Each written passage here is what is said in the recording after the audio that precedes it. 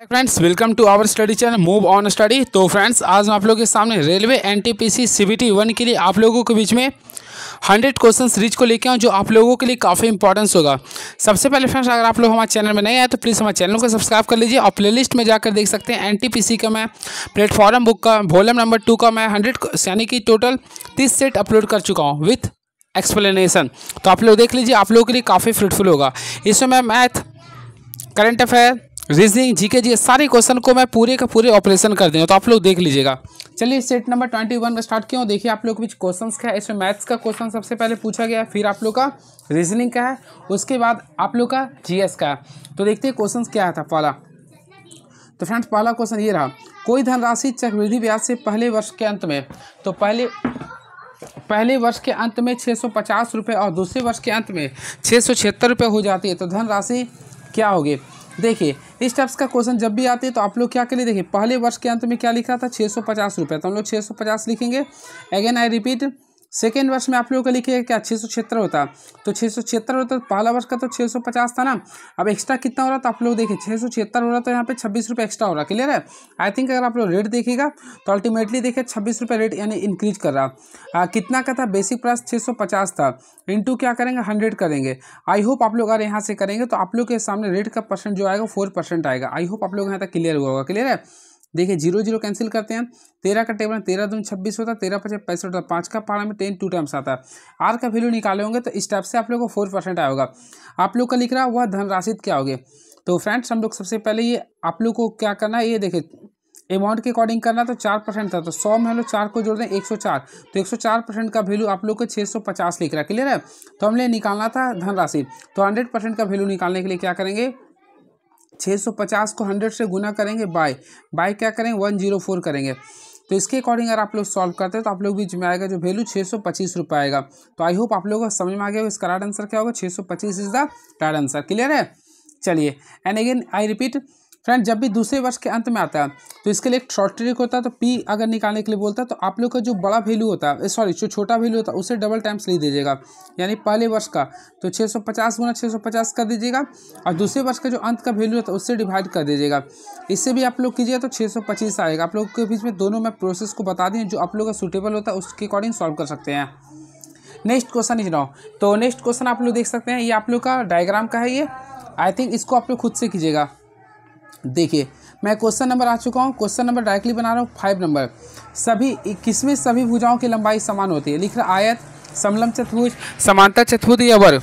तो फ्रेंड्स मैं आप लोगों को बताना चाहता हूँ किसमें सभी भुजाओं की लंबाई आपस में बराबर होती है। देखिए आयत में क्या होता है, इसमें लेंथ और ब्रेथ बराबर होता है, यानी कि सभी भुजा इसमें बराबर नहीं होता। ठीक है, इसमें आप लोग कलेक्ट कर सकते हैं।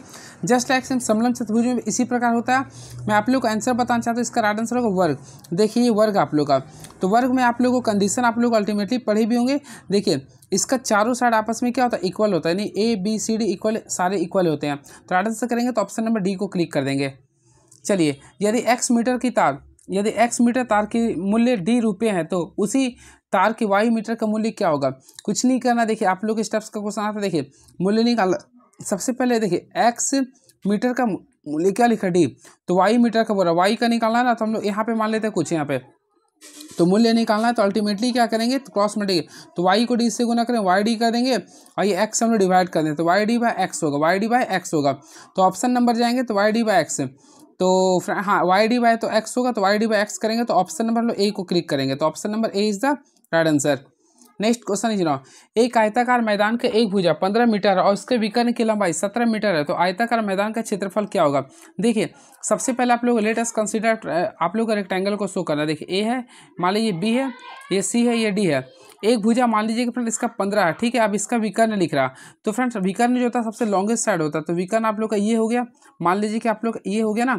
अब बताइए विकर्ण का वैल्यू दे रहा 17, तो हम लोग ट्रिपलेट का यूज कर सकते हैं, तो अल्टीमेटली क्या हो जाएगा 8 हो जाएगा। हम लोग जानते हैं आयत का क्षेत्रफल क्या, तो लंबाई गुना चौड़ाई, तो 15 को हम लोग क्या करेंगे 8 से गुना करेंगे, 15 को 8 से गुना करके क्या होगा 120 metre square is the right answer. तो फ्रेंड्स राइट आंसर करेंगे तो 120 metre square is the right answer, तो ऑप्शन नंबर ए को क्लिक कर देंगे। नेक्स्ट क्वेश्चन देखिए, इसमें आप लोगों को क्या करना, अलजेब्रा का फॉर्मूला को यूज करना। देखिए सेटिस्फाइड करना, इसको मान लीजिए, इसको मान लीजिए बी, तो देखिए ए क्यू प्लस बी क्यू के फॉर्मूला पे सेटिस्फाइड करिएगा। तो फ्रेंड्स सबसे पहले देखिए इसको ए माने थे तो ए क्यू होगा plus B Q. Again I repeat, देखिए आप लोग को पुट करना था। देखिए यहाँ पे आप लोग का ए स्क्वायर आ जाएगा माइनस ए बी आ जाएगा प्लस बी स्क्वायर। अब इसके अकॉर्डिंग आप लोगों को सॉल्व करना पड़ेगा।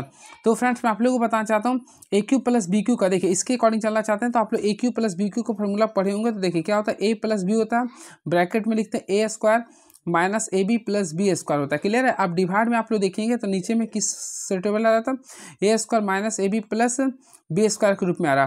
तो देखिए ये कैंसिल हो गया, तो आप लोग का केवल और केवल बचा ए प्लस बी बचा। तो फ्रेंड्स ए का वैल्यू अगर देखेंगे आप लोग तो 768 बचा था, और ये आप लोग को बचा 232। तो यहाँ से हम लोग दोनों को सम कर देंगे। तो फ्रेंड्स अगर आप लोग सम करेंगे तो अल्टीमेटली दोनों का जो वैल्यू आएगा 8 2 10 और 6 3 9 1 10 8 7 2 9 1 10, यानी कि टोटल आएगा 1000। तो 1000 रुपये नहीं आएगा बल्कि 1000 इसका आंसर आएगा, जो कि ऑप्शन नंबर में जाएंगे तो ऑप्शन नंबर ए को क्लिक कर दीजिएगा। क्लियर है। चलिए नेक्स्ट क्वेश्चन, 4800 रुपये पर 8.5% वार्षिक ब्याज की दर से 2 वर्ष और 3 महीने का साधारण ब्याज कितना होगा। तो फ्रेंड्स इसके लिए मैं आप लोग को बताना चाहता हूँ, देखिए आपको कुछ नहीं करना, आप लोग को सिंपल इंटरेस्ट निकालना। तो 4800 का निकालना तो हम लोग 4800 कर देंगे। ठीक है। अब क्या करेंगे, 8 दूनी 16 एक 17/2 कर देंगे। यहाँ पे रेट को मैं तोड़ दी, यहाँ पे 2 लिखें तो 2% यानी कि 100 कर देंगे, 200 कर देंगे। देखिए 2 वर्ष 3 महीना, तो 2 वर्ष 3 महीना को अगर आप लोग तोड़िएगा तो टोटल अगर तोड़िएगा तो 9/4 आएगा, 9/4 आएगा। अब इसे आप लोग को सॉल्व करना, 0 0 कैंसिल, 0 0 कैंसिल। 4 का टेबल में आप लोग का 12 यानी कि 12 टाइम्स में आ गया, 2 का टेबल में 6 बार में आ गया।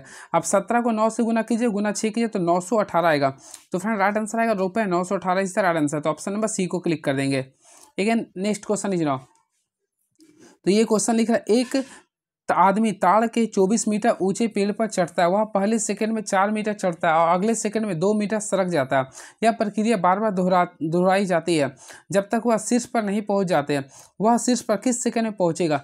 कुछ नहीं करना। देखिए सबसे पहले अगर देखना चाहते हैं पहला सेकंड में कितना मीटर चढ़ता है तो 24 मीटर चढ़ रहा है। क्लियर है। देन नेक्स्ट सेकंड में वह 4 मीटर घट जाता है। तो फ्रेंड्स यहाँ पे अगर आप लोग देखिए 2 सेकंड में, यानी 2 सेकंड में टोटल 20 का कर रहा है। क्लियर है। आप लोग को बोल रहा वह शीर्ष पर कब पहुंचे, टोटल है 24। तो इसके लिए आप लोग कीजिएगा, तो देखिए इसमें सिंपल वे में देखिए 2 बार में तो 21वें आ जाएगा, यानी जो आंसर है उसमें 1 को बढ़ा दीजिएगा। तो यानी आदमी 21वें सेकंड में पूरा चढ़ेगा। तो right answer option number B को क्लिक कर देंगे। नेक्स्ट क्वेश्चन देखिए 6x स्क्वायर का वैल्यू लिख रहा है 35 स्क्वायर माइनस 25 का स्क्वायर। तो हम क्या कहते हैं 6x स्क्वायर का क्या लिखेंगे, ए स्क्वायर माइनस बी स्क्वायर का फॉर्मूला पे लिख सकते हैं, ए प्लस बी इंटू ए माइनस बी। तो यहाँ पे करेंगे 3 2 5 1 यानी कि यहाँ पे 60 आ गया, गुना दोनों का डिफरेंस करेंगे 10 आएगा। अब 6 का टेबल में 10 टाइम्स आ गया, तो दोनों एक्स स्क्वायर का वैल्यू अगर देखेंगे तो 100 आ रहा है। क्लियर है। अब क्या करें, एक्स का वैल्यू निकालेंगे तो केवल 10 बचेगा। क्या बचेगा 10। तो राइट आंसर करेंगे तो एक्स का वैल्यू ऑप्शन नंबर ए को क्लिक करेंगे, 10 आ गया। चलिए नेक्स्ट क्वेश्चन इज नाउ। तो चलिए देखते हैं नेक्स्ट क्वेश्चन क्या लिख रहा है, उसके अकॉर्डिंग मैं आप लोगों को बताऊंगा, है ना। तो देखिए सबसे पहले क्वेश्चन नंबर 12 आ गया है। तो क्वेश्चन नंबर 12 आप लोगों के बीच में क्या लिख रहा है देखते हैं। एक परीक्षा में कोई छात्र प्रत्येक सही उत्तर के लिए +4 अंक प्राप्त करता है और प्रत्येक गलत के लिए, देखिए अगर आप सही करें तो आप लोग को +4 मार्क्स दे रहे हैं, और अगर गलत करें तो आप लोग को 1 मार्क्स काट रहे हैं। और यदि कुल 60 प्रश्नों का उत्तर दिया गया है, कुल प्रश्न 60 प्रश्नों का उत्तर दिया गया है तो 130 अंक प्राप्त किया गया। तो ज्ञात करें कितने प्रश्नों का सही उत्तर किया। इसके लिए आप लोगों को क्या करना पड़े, देखिए सबसे पहले मैं ट्रिक से बताता हूँ, शायद देखिए सबसे पहले टोटल अंक कितना गॉट किया तो 130, तो 130 प्राप्त किया। क्लियर है। और आप लोग बताइए, देखिए एक सही के लिए कितना अंक मिलता है, 4 अंक मिलता है। तो यहाँ पे 60 प्रश्नों का सही उत्तर दिया, तो 60 को 4 से गुना करेंगे तो अल्टीमेटली 240 हो गया यहाँ पे। क्लियर है। यानी 240 आप लोग का सही हो गया। अब एक गलत के लिए क्या करा, सॉरी अब लिख रहा प्रत्येक गलत के लिए 1 नंबर काट रहे हैं। तो यहाँ पे अगर आप लोग देखिए गलत कितना कर रहा था, तो देखिए टोटल आप लोग का 240 था, यहाँ पे 130 अंक प्राप्त किया। तो इसके लिए हम लोग क्या करेंगे, यहाँ पे गलत आप लोग का 60 आ जाएगा। क्लियर है। अब क्या करेंगे, देखिए ये गलत के लिए आ गया। अब दोनों को मिश्रण के वजह से सॉल्व करेंगे, तो यहाँ पे आप लोग का रेशियो जो आएगा 190 आ गया, यानी गलत के लिए माइनस करें तो यहाँ पे 190 आ गया। अब इसमें दोनों का डिफरेंस लेंगे तो 110 आएगा, कैंसिल काट दिए। तो 19 दोनों को जोड़ देंगे तो 19 और क्या होगा, 19 और 11 होगा 20, सॉरी 30 आएगा। तो 30 का वैल्यू आप लोग 60 लिख रहा, तो फ्रेंड्स 1 का वैल्यू 2 लिख रहा, तो हम 19 को 2 से गुना करेंगे कितना 38 आएगा। तो राइट आंसर करेंगे 38, यानी ऑप्शन नंबर डी को क्लिक कर देंगे। क्लियर है। और फ्रेंड्स और भी अगर तरीका से बनाना चाहते हैं तो एक्स का विधि से बना सकते हैं। मान लीजिए कि सही प्रश्न संख्या एक्स था, सही कितना 4x हो जाएगा, प्लस टोटल क्वेश्चन जब 60 था तो 60 माइनस एक्स कर देंगे। क्लियर है। बराबर 130 कीजिएगा। तो यहाँ से भी अगर एक्स का वैल्यू निकालिए तो आप लोग में 38 ही आएगा। चलिए नेक्स्ट क्वेश्चन। इसमें अवरोही क्रम में व्यवस्थित करना है। देखिए सबसे पहले 3/5 को अगर तोड़िएगा तो 0.60 आएगा। 4/7 को निकालेंगे तो 0.57 आएगा। लेकिन आई रिपीट, इसका आएगा 0.88 आएगा, फिर आएगा 0.81 आएगा। तो इसको अवरोही क्रम में बदलना है। तो अवरोही क्रम मीन्स होता है आप लोग को घटते हुए क्रम में करना। तो अल्टीमेटली देखिएगा तो ऑप्शन नंबर ए को क्लिक कर सकते हैं। चलिए इस क्वेश्चन को सॉल्व करना। 30 और 50 के मध्य सभी अभाज्य संख्याओं का औसत क्या करना होगा। सबसे पहले 30 और 50 के बीच हम लोग देखना चाहिए अभाज्य संख्या क्या होगा। पहला आप लोग का 31 होगा, फिर आप लोग का अगर लिखना चाहते हैं 37 होगा, अगेन आप लोग का 41 होगा, लास्ट अगेन आप लोग का 43 होगा, फिर आप लोग का 47 होगा। टोटल संख्या होगा। अब टोटल कितना था देख लीजिए, 1 2 3 4 5। तो हम लोग 5 से डिवाइड कर देंगे। तो इसको सॉल्व किए तो 39.8 आएगा, यानी 39.8 इज द राइट आंसर। तो ऑप्शन के अकॉर्डिंग सी को क्लिक कर देंगे। नेक्स्ट क्वेश्चन, 1 से लेकर आप लोग को 45 तक का मान निकालना है। देखिए आप लोग पढ़े होंगे इसके लिए फार्मूला। तो इसके लिए होता है n प्राकृतिक संख्याओं का योग होता है n इंटू n+1 होता है। तो n का वैल्यू 45 था, फिर 45 + 1 यानी 46 हो गया। बाई क्या करेंगे 2, तो 2 का टेबल में 46 को 23 टाइम्स आएगा। अब हम लोग इसको गुना कर देंगे तो अल्टीमेटली आएगा 1035, यानी कि 1035 इज द राइट आंसर, जो कि ऑप्शन नंबर जाएंगे तो सी को क्लिक करिएगा। एक सामान्य चाल से 7/9 गुणित चाल से साइकिल चलाकर अनवर 4 मिनट देरी से अपने स्कूल पहुंचता है। अनवर को सामान्य चाल से साइकिल चलाकर स्कूल पहुंचने में कितने समय लगता है। देखिए इस टाइप्स का क्वेश्चन आता है। सबसे पहले देखिए 7/9, अब दोनों का डिफरेंस लेंगे तो अल्टीमेटली क्या आएगा 2/9 आएगा। क्लियर है। अब 9 कैंसिल हो गया तो यहाँ पे क्या बचा 7/2 बच गया। क्लियर है। अब यहाँ पे देखिएगा कितना मिनट की देरी करता था तो 4 मिनट का, कितना मिनट का देरी करता था तो 4 मिनट का, यानी कि 2 का वैल्यू 4 लिख रहा है। यानी आप लोग देख सकते 2 का वैल्यू 4 यानी डबल गुना था, तो 7 को भी 2 से गुना करेंगे तो कितना आएगा 14 आएगा। तो फ्रेंड्स राइट आंसर करेंगे तो टोटल आएगा 14, यानी ऑप्शन नंबर बी को क्लिक कर देंगे। एंड नेक्स्ट क्वेश्चन, किसी दीवार पर झुकी एक सीढ़ी का उन्नयन कोण 60 डिग्री, अर्थात सीढ़ी जमीन से 60 डिग्री का कोण बना रहा है। सीढ़ी की पाद दीवार से 4.6 मीटर दूर है। सीढ़ी की पाद दीवार से 4.6 मीटर दूर है। तो सीढ़ी की लंबाई ज्ञात करना। देखिए आप लोग को सबसे पहले स्टेप से बनाना पड़ेगा। देखिए ये हो गया आप लोग का, यहाँ पे एंगल कितना शो कर रहा था 60 डिग्री शो कर रहा था। अब इसका पाद दूरी कितना लिख रहा था 4.6 मीटर लिख रहा था। हम लोग मान लेते इसका ए, ये आप लोग का बी हो गया, ये आप लोग का सी हो गया। आप निकालना सीढ़ी की लंबाई। तो फ्रेंड्स आप लोग को जो सीढ़ी की लंबाई निकालना, आई थिंक एसी का वैल्यू निकालना है। तो हम लोग क्या करेंगे, देखिए बेस आप लोग का दिया है और हाइपोटेनस का वैल्यू निकालना है। तो cos 60 का वैल्यू पुट करें तो cos 60 का वैल्यू लिखें 1/2। बेस का वैल्यू अगर देखेंगे तो 4.6 लिख रहा था। क्लियर है। अब एसी का आप लोग को निकालना है, तो एसी का निकालेगा तो अल्टीमेटली क्या बचेगा, तो यहाँ पे आएगा 9.2 आएगा। क्या आएगा 9.2 मीटर आएगा। तो फ्रेंड्स राइट आंसर करेंगे तो 9.2 metre is the right answer. तो ऑप्शन नंबर ए को क्लिक कर देंगे। चलिए नेक्स्ट क्वेश्चन, एक वृत्ताकार खेत जिसकी त्रिज्या 10/π मीटर है, उसके चारों ओर बंधे तार को खोलकर एक वर्गाकार खेत के चारों ओर बांधा जाता है। तो वर्गाकार खेत का क्षेत्रफल क्या होगा। देखिए सबसे पहले एक वर्गाकार खेत जिसकी त्रिज्या 10/π है। तो फ्रेंड्स सबसे इस टाइप्स का क्वेश्चन आता है, उसके चारों ओर बंधे तार को खोलकर एक वर्गाकार वृत्त के चारों ओर बांधा जाता है। तो देखिए सबसे पहले तार की लंबाई निकालेंगे तो अल्टीमेटली आप लोग पढ़ेंगे क्या होगा 2πr होगा। तो 2 है 2 कर देंगे, पाई है पाई, आर का अगर वैल्यू देखेंगे तो 10/π आएगा। क्या आएगा 10/π, पाई कैंसिल होगा। 2 को 10 से गुना करेंगे क्या होगा, तो फ्रेंड्स यहाँ पे आएगा 20 मीटर। क्या आएगा 20 मीटर आएगा। क्लियर है। अब क्या करेंगे वर्गाकार खेत का परिमाप निकालेंगे। तो यहाँ पे अगर आप लोग देखेंगे तो 4a होता है, तो 4a का वैल्यू 20 आ गया। क्लियर है। अब निकालेंगे a का वैल्यू, तो a का वैल्यू अगर निकालेंगे तो 5 मीटर आएगा। अब हम लोग क्या करेंगे इसका क्षेत्रफल निकालेंगे। तो फ्रेंड्स होता है a स्क्वायर होता है, तो 5 को 5 से गुना करेंगे तो 25 मीटर स्क्वायर आएगा। तो अल्टीमेटली राइट आंसर करेंगे तो 25 मीटर स्क्वायर। तो ऑप्शन नंबर ए को क्लिक कर देंगे। अब देखिए क्वेश्चन आप लोग इसको बनाना होगा। देखिए नेक्स्ट क्वेश्चन, एक वर्गाकार खेत के चारों ओर तार लगाने में 80 मीटर तार लगता है, तो उस खेत में 2 मीटर गहरी मिट्टी खोदने में उस मिट्टी का आयतन क्या होगा। कुछ भी नहीं करना फ्रेंड। देखिए आप लोग को आयतन निकालना, सबसे पहले आप लोग को क्या करना पड़ा, खेत का क्षेत्रफल निकालेगा। तो उसके लिए क्या करिए, देखिए आप लोग का परिमाप क्या था, तो परिमाप देखिए 80 मीटर था। ठीक है। 80 को क्या करेंगे आप लोग को 2 मीटर, यानी कि टोटल इसका वैल्यू देखिए क्या कर रहा है। देखिए एक वर्गाकार खेत के चारों ओर तार लगाने में 80 मीटर की तार लगता है। तो ये 80 मीटर चारों ओर का बोला नहीं, यानी कि आप लोग का परिमाप लिख रहा। तो फ्रेंड यहाँ पे देखिए मैं आप लोग को बताना चाहता हूँ 4a, तो 4a का वैल्यू आप लोग के सामने 80 दिख रहा।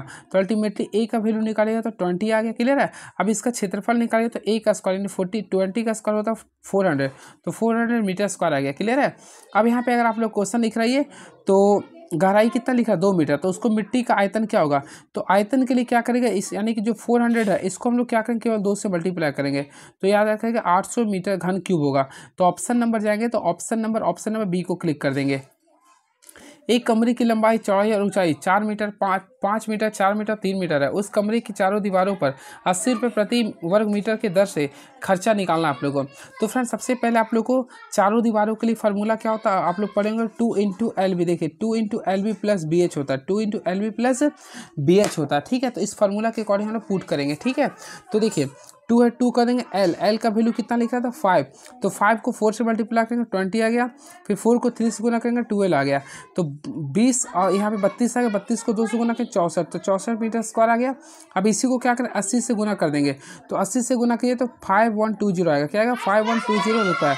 तो फ्रेंड राइट आंसर आएगा 5120। तो ऑप्शन नंबर जाएंगे तो बी को क्लिक करेंगे। अब ये क्वेश्चन है आप लोग को बनाना पड़ेगा, तो इसमें वाई जेड का वैल्यू निकालना, क्लियर है। तो इसके लिए आप लोग क्या कीजिए, देखिए वैल्यू को आप लोग को निकालना। सबसे पहले आप लोग क्या कीजिए, इतना के बराबर कुछ ना कुछ वैल्यू मान लीजिए के, तो यहाँ से अगर एक्स का वैल्यू निकालते हैं तो आप लोग के सामने 6k बच गया। वाई का वैल्यू निकालेंगे तो 8k प्लस 3 बचेगा, 8k प्लस 3 बचेगा। जस्ट लाइक से जेड का वैल्यू निकालेंगे तो 12k प्लस 5 बचेगा। अब तीनों को जोड़ के 21 के बराबर करना है, यानी कि देखिए 12 6 18, 18 और 8 कितना होता है 26। तो फ्रेंड्स यहाँ पे आप लोग का 26 के आगे इस हिसाब से, ठीक है, प्लस 5 और यहाँ पे कितना था 5 और यहाँ पे 3 था, 5 3 8 बराबर अगर देखिएगा तो 21 लिख रहा। तो 21 में से हम लोग 8 को माइनस करेंगे, तो फ्रेंड्स 21 में से 8 को घटाइए, देखिए 26 के, देखिए यहाँ पे आप लोग का जो वैल्यू आ रहा था 26k प्लस 8 बराबर कितना था 21 था। तो यहाँ से हम लोग 26k का वैल्यू निकालेंगे तो 21 में से 8 को घटाएं, ये आ गया 13 का पारा 26 2, तो k का वैल्यू निकालेंगे तो 1/2 आ रहा, क्लियर है 1/2। तो वाई जेड का वैल्यू बोल रहा था, तो फ्रेंड्स वाई का वैल्यू मैं क्या लाया था आप लोग देखे थे, तो 8k प्लस 3 था, तो 8 k का वैल्यू 1/2 लाए प्लस 3, यहाँ से सॉल्व किए होंगे तो 7 आएगा। अब z का वैल्यू बात करना चाहते हैं तो कितना था 12k प्लस 5 था, तो 12 यहाँ पे 6 आ जाए, 6 5 11 आ जाएगा। अब ये दोनों को क्या करना था गुना करना था, 11 को 7 से गुना 77 आएगा, नहीं ऑप्शन नंबर सी को क्लिक कर देंगे। चलिए अगला क्वेश्चन देखते हैं क्या लिख रहा है ये रहा क्वेश्चन। अभिषेक ने 5% वार्षिक साधारण ब्याज की दर से कुछ रुपए उधार लिए, 3 वर्ष बाद उसे ब्याज के रूप में 1035 रुपये वापस करना पड़ा, तो मूलधन को ज्ञात करना। तो कुछ भी नहीं करना फ्रेंड, 23 का ना, तो हम लोग क्या करेंगे कुछ नहीं का 3 वर्ष बाद हुआ तो 135 है इंटू क्या करेंगे 100 बाय क्या करेंगे 5 इंटू 3 कर देंगे। अगर आप लोग सॉल्व करते तो इसका वैल्यू आएगा 6900, यानी कि 6900 इज द राइट आंसर। चलिए इसी तरफ से आप लोग इस टाइप से कोई क्वेश्चन करना पड़ेगा, 24 भी इजी है। अब देखिए cos square plus sec square theta का मान सदैव रहता है, हमेशा याद रखिएगा।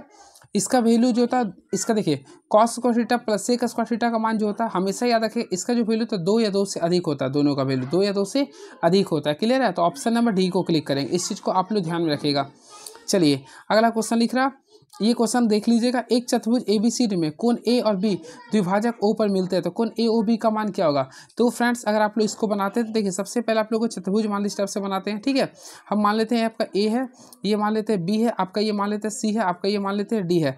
तो फ्रेंड्स यहाँ से हम लोग इस टाइप से करेंगे तो इस टाइप से कर देंगे, क्लियर। अब आप लोग को निकालना है, हमको निकालना एंगल AOB का वैल्यू, तो एंगल AOB का वैल्यू निकालेंगे तो इसमें क्या होता है फार्मूला, देखिए angle C plus angle D, इसका केवल हाफ कर दीजिए, यानी एंगल C प्लस 2 का पूरा हाफ कर दीजिएगा, तो C प्लस 2 को हाफ कर देंगे, तो ऑप्शन नंबर ए को क्लिक कर देंगे, क्लियर है। चलिए and very next question is now, एक स्टीमर नदी के बहाव की दिशा में 16 किलोमीटर प्रति घंटा की रफ्तार तथा बहाव की विपरीत दिशा में 10 किलोमीटर प्रति घंटा की रफ्तार से चलती है, तो शांत जल में स्टीमर की रफ्तार क्या होगी। कुछ नहीं करना, देखिए सबसे पहले आप लोग को बहाव की दिशा में, यानी कि बहाव की दिशा में x प्लस वाई मानेंगे, बराबर क्या लिख रहा है 16 किलोमीटर पर आवर लिख रहा है, ठीक है। अब बहाव की विपरीत दिशा यानी x माइनस वाई, तो ये वैल्यू आप लोग का लिख रहा था 10 किलोमीटर पर आवर। अब यहाँ से क्या करेगा x का वैल्यू निकालेगा, तो x का वैल्यू निकालेगा तो 13 आ जाएगा, क्या आ जाएगा 13 किलोमीटर पर आवर। तो राइट आंसर करेंगे तो 13 किलोमीटर पर आवर, यानी ऑप्शन नंबर बी को क्लिक कर देंगे। क्वेश्चन नंबर 30 आप लोग के लिए बहुत इजी है, देखिए क्या लिखा 29 क्वेश्चन, एक नल में 50 लीटर पानी के घंटे में एक टैंक से बाहर निकलता है, दूसरे नल से 40 लीटर प्रति घंटे की रफ्तार से टैंक से भरा जाता है। यदि टैंक की कुल क्षमता 1200 लीटर है तो पानी से भरे टैंक में को 10 घंटे में कुल दोनों नल कितना खाली करेगा। इसके लिए आप लोगों को कुछ नहीं करना, 10 घंटे के लिए खाली करना ना, तो हम लोग क्या करेंगे सिंपल में 10 माइनस कर देंगे, क्लियर है। अब यहाँ पे देखेंगे तो यह -50 था, ये नहीं घटा रहा था, ये प्लस क्या करेंगे 40। अगर आप लोग इसको सॉल्व करते हैं, ये मल्टीप्लाई में होगा, तो 10 इंटू करेंगे, यहाँ पे सॉल्व करेंगे तो -10 आएगा, तो यहाँ पे टोटल करेंगे 100 लीटर, यानी कि 100 लीटर ये खाली करेगा। तो ऑप्शन है, ऑप्शन के अकॉर्डिंग चलेंगे तो ऑप्शन नंबर बी को क्लिक कर देंगे। अब देखिए इसमें आप लोग को न्यूनतम मान निकालना है। एन का वह न्यूनतम मान ज्ञात करें जिसके लिए x square minus 3x minus 4 तथा x cube minus 2x square minus NX minus 3 के महत्तम समापवर्तन x में सम्मिलित है। तो इसके लिए अगर आप लोग बनाते हैं तो दोनों का सबसे पहले HCF निकालेगा। तो इसको मैं आप लोग को लास्ट टाइम बता दूंगा, क्लियर। इसका वैसे राइट आंसर होगा ऑप्शन नंबर बी होगा। अब देखिए मसाले वाला आगे कैसे, असली मसाले सच MDH। 12 आदमी प्रतिदिन 9 घंटे काम करते हैं 24 रुपये कमाते हैं, तो 9 आदमी 8 दिन प्रतिदिन काम करते हुए 7 दिन में कितने रुपए कमाएंगे। कुछ नहीं करना, असली मसाले सच करना, यानी 12 × 9 कितना दिन यहाँ पे कर रहे हैं 24 रुपये कमा रहे हैं। MDH का फॉर्मूला यूज कर रहे हैं, ठीक है। जस्ट लाइक सेम 9 आदमी 8 घंटे प्रतिदिन, यहाँ पे 7 है नहीं है, यहाँ पे इसका रुपीस निकालना। अब सॉल्व कर लीजिए, तो ये 9 कैंसिल हो गया। अब देखिए यहाँ पे करेंगे, तो यहाँ पे करेंगे तो देखिए 8 का पहाड़ा में 12 तो नहीं आता, 4 दूनी 8 हो गया और 4 3 12। 3 का पहाड़ा में 2400 कितना बना आता, 8 बना, तो 800 आता है। अब 7 दूनी 14 को 8 से उससे गुना करेंगे तो 1120 आएगा, 1120। तो ऑप्शन नंबर सी को क्लिक कर देंगे। चलिए इस क्वेश्चन को सॉल्व करना आप लोग। देखिए एक टैंक में 2 प्रवेश पाइप है जिसमें क्रमशः 4 घंटे और 6 घंटे में उसे भरा जा सकता है। एक निकासी पाइप से पूरे टैंक को 8 घंटे में खाली किया जा सकता है। दोनों प्रवेश पाइपों को 1 घंटे के लिए खोलकर बंद कर दिया जाता है, तो उसके बाद तीनों पाइपों को साथ में खोला जाता है, तो टैंक का शेष भाग कितने में भरा जा सकता है। कुछ भी नहीं करना। देखिए सबसे पहले अगर आप लोग देखना चाहते हैं एक कितना लगा था 4 आवर, बी की देखना चाहते हैं कितना लिखा था 6 आवर, और सी आप लोग को निकालने का कार्य करा वो भी कितना करा 8 में खाली करता, ठीक है। तो तीनों का अगर टोटल देखेंगे 24, इसका टोटल पावर आ गया, इसका लिखेंगे 6 आ जाएगा, यहाँ पे 4 आ जाएगा, यहाँ पे 3 आएगा। अब हम लोग सॉल्व करेंगे। सबसे पहले लिखा दोनों, देखिए खाली करता है, ये आप लोग खाली करता है। सबसे पहले लिखा दोनों प्रवेश पाइपों को 1 घंटे के लिए खोलकर बंद किया था, तो प्रवेश यानी 6 4 10 हो गया, ठीक है। 10 को 1 घंटे के लिए 10 ही रहेगा, ठीक है। अब लिखा 10 को यानी कि 6 4 10 हो गया ना, तो 24 में 10 को घटा देंगे कितना बचा, 14 बच गया, ठीक है। अब लिख रहा उसके बाद तीनों पाइप को एक साथ खोला था, तो यानी कि इसका क्षमता 14 बच गया था। अब यहाँ पे करेंगे 6 4 10 में से 3 गया, 10 में 3 गया 7 बचेगा, 7 को 14 से डिवाइड करें तो 2 आएगा, तो राइट आंसर 2 आवर आएगा, जो कि ऑप्शन नंबर बी को क्लिक कर दीजिएगा। चलिए ये रहा क्वेश्चन आप लोग का 32 and next question is now. तो नेक्स्ट क्वेश्चन देखते हैं क्या लिख रहा है, इसी के अकॉर्डिंग मैं बताऊंगा। देखिए एक निश्चित धनराशि पर 2 वर्षों के लिए ब्याज दर 4% है तथा साधारण ब्याज और चक्रवृद्धि ब्याज का अंतर 4 रुपये है, तो चक्रवृद्धि पी निकालना। सबसे पहले मैं आप लोगों को बताना चाहता हूँ अंतर का फॉर्मूला जब भी आता है पी और ऐसे में, तो फॉर्मूले के पी लिखिएगा इंटू R/100, R/100 का होल स्क्वायर कर दीजिएगा। अब देखिए अंतर ऑलमोस्टली आप लोगों के सामने लिख रहा है 4, तो 4 ले देंगे। पी का वैल्यू निकालना था, आर का वैल्यू अगर देखेंगे 4% था, तो 4 × 4 कर देंगे। अब यहाँ पे क्या करेंगे 100 × 100 कर देंगे। अब आप लोग सॉल्व कर लीजिए ना, एक 4 4 कैंसिल हो गया, 4 का पार्ट में 100 आता है, 25 बने, तो 25 को 100 से गुना करेंगे 2500 आएगा, जो कि ऑप्शन के अकॉर्डिंग चलेंगे तो ऑप्शन नंबर ए को क्लिक कर देंगे। ये आप लोग के लिए इजी क्वेश्चन है। तो 34 का अगर सॉल्व करते हैं तो ऑप्शन नंबर आप लोग का ए आ जाएगा। साइन 75 डिग्री का वैल्यू निकाला, तो फ्रेंड्स साइन 75 डिग्री का वैल्यू निकालते हैं तो कुछ नहीं करना आप लोगों को, साइन 30 डिग्री प्लस 45 डिग्री ये करना पड़ेगा। अब साइन ए प्लस बी का फॉर्मूला यूज करना पड़ेगा। तो friends sine A plus B का फॉर्मूला होता है, देखिए sine A into cos B होता है, sine A into cos B plus cos A into sine B होता है, cos A into sine B होता है। अब क्या करेंगे साइन ए का वैल्यू निकालेंगे, तो यहाँ पे आप लोग बताइएगा साइन 30 का वैल्यू लिखिएगा। तो साइन 30 का वैल्यू आप लोग जानते हैं क्या होता है 1/2 होता है, तो यहाँ 1/2 करेंगे। अब कॉस बी यानी बी के यहाँ पे 45 डिग्री, तो इसका वैल्यू लिखिए 1/√2। अगेन आई रिपीट, कॉस 45 का लिखिए तो 1/√2 हो गया। फिर लिख रहा है आप लोग का साइन बी, तो साइन 45 का सॉरी यहाँ पे कॉस यानी कॉस 30 का लिखिएगा ना, तो कॉस 30 का आई थिंक होता है √3/2, तो यहाँ पे लिखेंगे हम लोग √3/2 लिखेंगे। अब साइन बी यानी साइन 45 का वैल्यू तो 1/2, अगर इसको सॉल्व करते हैं तो आप लोग बीच में आ जाएगा देखिए 1 + √3/2 √3 आएगा, 1 + √3/2 √3 आएगा। तो ऑप्शन के अकॉर्डिंग तो ये नहीं लिख रहा हम लोग, तो फिर क्या करेंगे इसको रेशनलाइजेशन करेंगे। तो यहाँ पे भी आप लोग देखे थे क्या था √3 + 1 आया था, बाई क्या था 2√3 आया था, ठीक है। तो हम लोग इसको रेशनलाइजेशन करेंगे, यानी ऊपर और नीचे √2 से गुना करेंगे। तो फ्रेंड्स इसको गुना करेंगे तो हम लोग क्या आएगा वैल्यू √2 + √3 बाय यहाँ पे 4 आएगा। तो ऑप्शन के अकॉर्डिंग चलेंगे ना, तो ऑप्शन नंबर देखिएगा फोकस कीजिए, तो ऑप्शन नंबर बी आप लोग का राइट आंसर होगा। क्लियर है। देखिए बस इतना ही तक था आप लोग का मैथमेटिक्स का क्वेश्चन। अब मैं आप लोग के सामने रीजनिंग के क्वेश्चन को केवल एक झलक में दिखा देना चाहता हूँ। अभी आप लोग को मैं रीजनिंग के क्वेश्चन को स्किप करके डायरेक्टली बताने जा रहा हूँ आप लोग के बीच में केवल और केवल जीएस का क्वेश्चन। तो देखिए जीएस का क्वेश्चन स्टार्ट हो रहा है 70 से, यहाँ पे टोटल मैं 50 जीएस का क्वेश्चन को डिस्कस करूंगा। अब 50 आप लोगों के लिए पूरे का पूरे ऑपरेशन बेस्ड होगा। देखिए गणगौर भारत के किस राज्य के एक प्रसिद्ध त्यौहार है, तो फ्रेंड्स गणगौर ऑप्शन लिख रहा है राजस्थान, गुजरात, महाराष्ट्र या छत्तीसगढ़। तो याद रखिएगा गणगौर जो होता है ना वो राजस्थान की होती है। कहाँ की होती है, राजस्थान। तो ऑप्शन नंबर ए को क्लिक करेंगे। क्लियर है।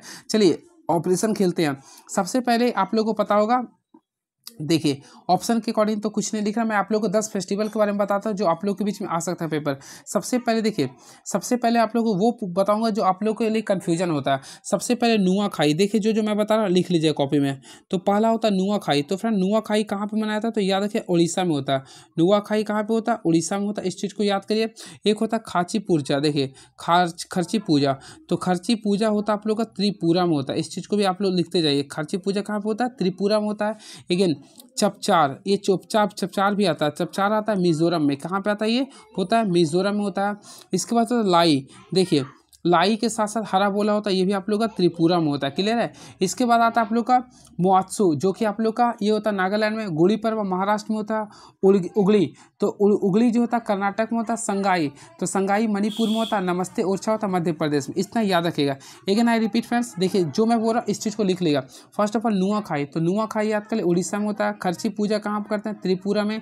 चपचार मिजोरम में। खाई अराखोरा त्रिपुरा में। मुआत्सी नागालैंड में। गुड़ी पर्व महाराष्ट्र में। उगली होता है ये कर्नाटक में होता है। संगाई मणिपुर में होता है। नमस्ते ओरछा मध्य प्रदेश में होता है। चलिए, निषेचन, विकास, विभाजन और विभिन्नता के अध्ययन को किस नाम से जाना है, तो फ्रेंड्स याद रखें इसे हम लोग बोलते हैं एम्ब्रियोलॉजी, यानी कि ऑप्शन नंबर ए को क्लिक करेंगे, क्लियर है।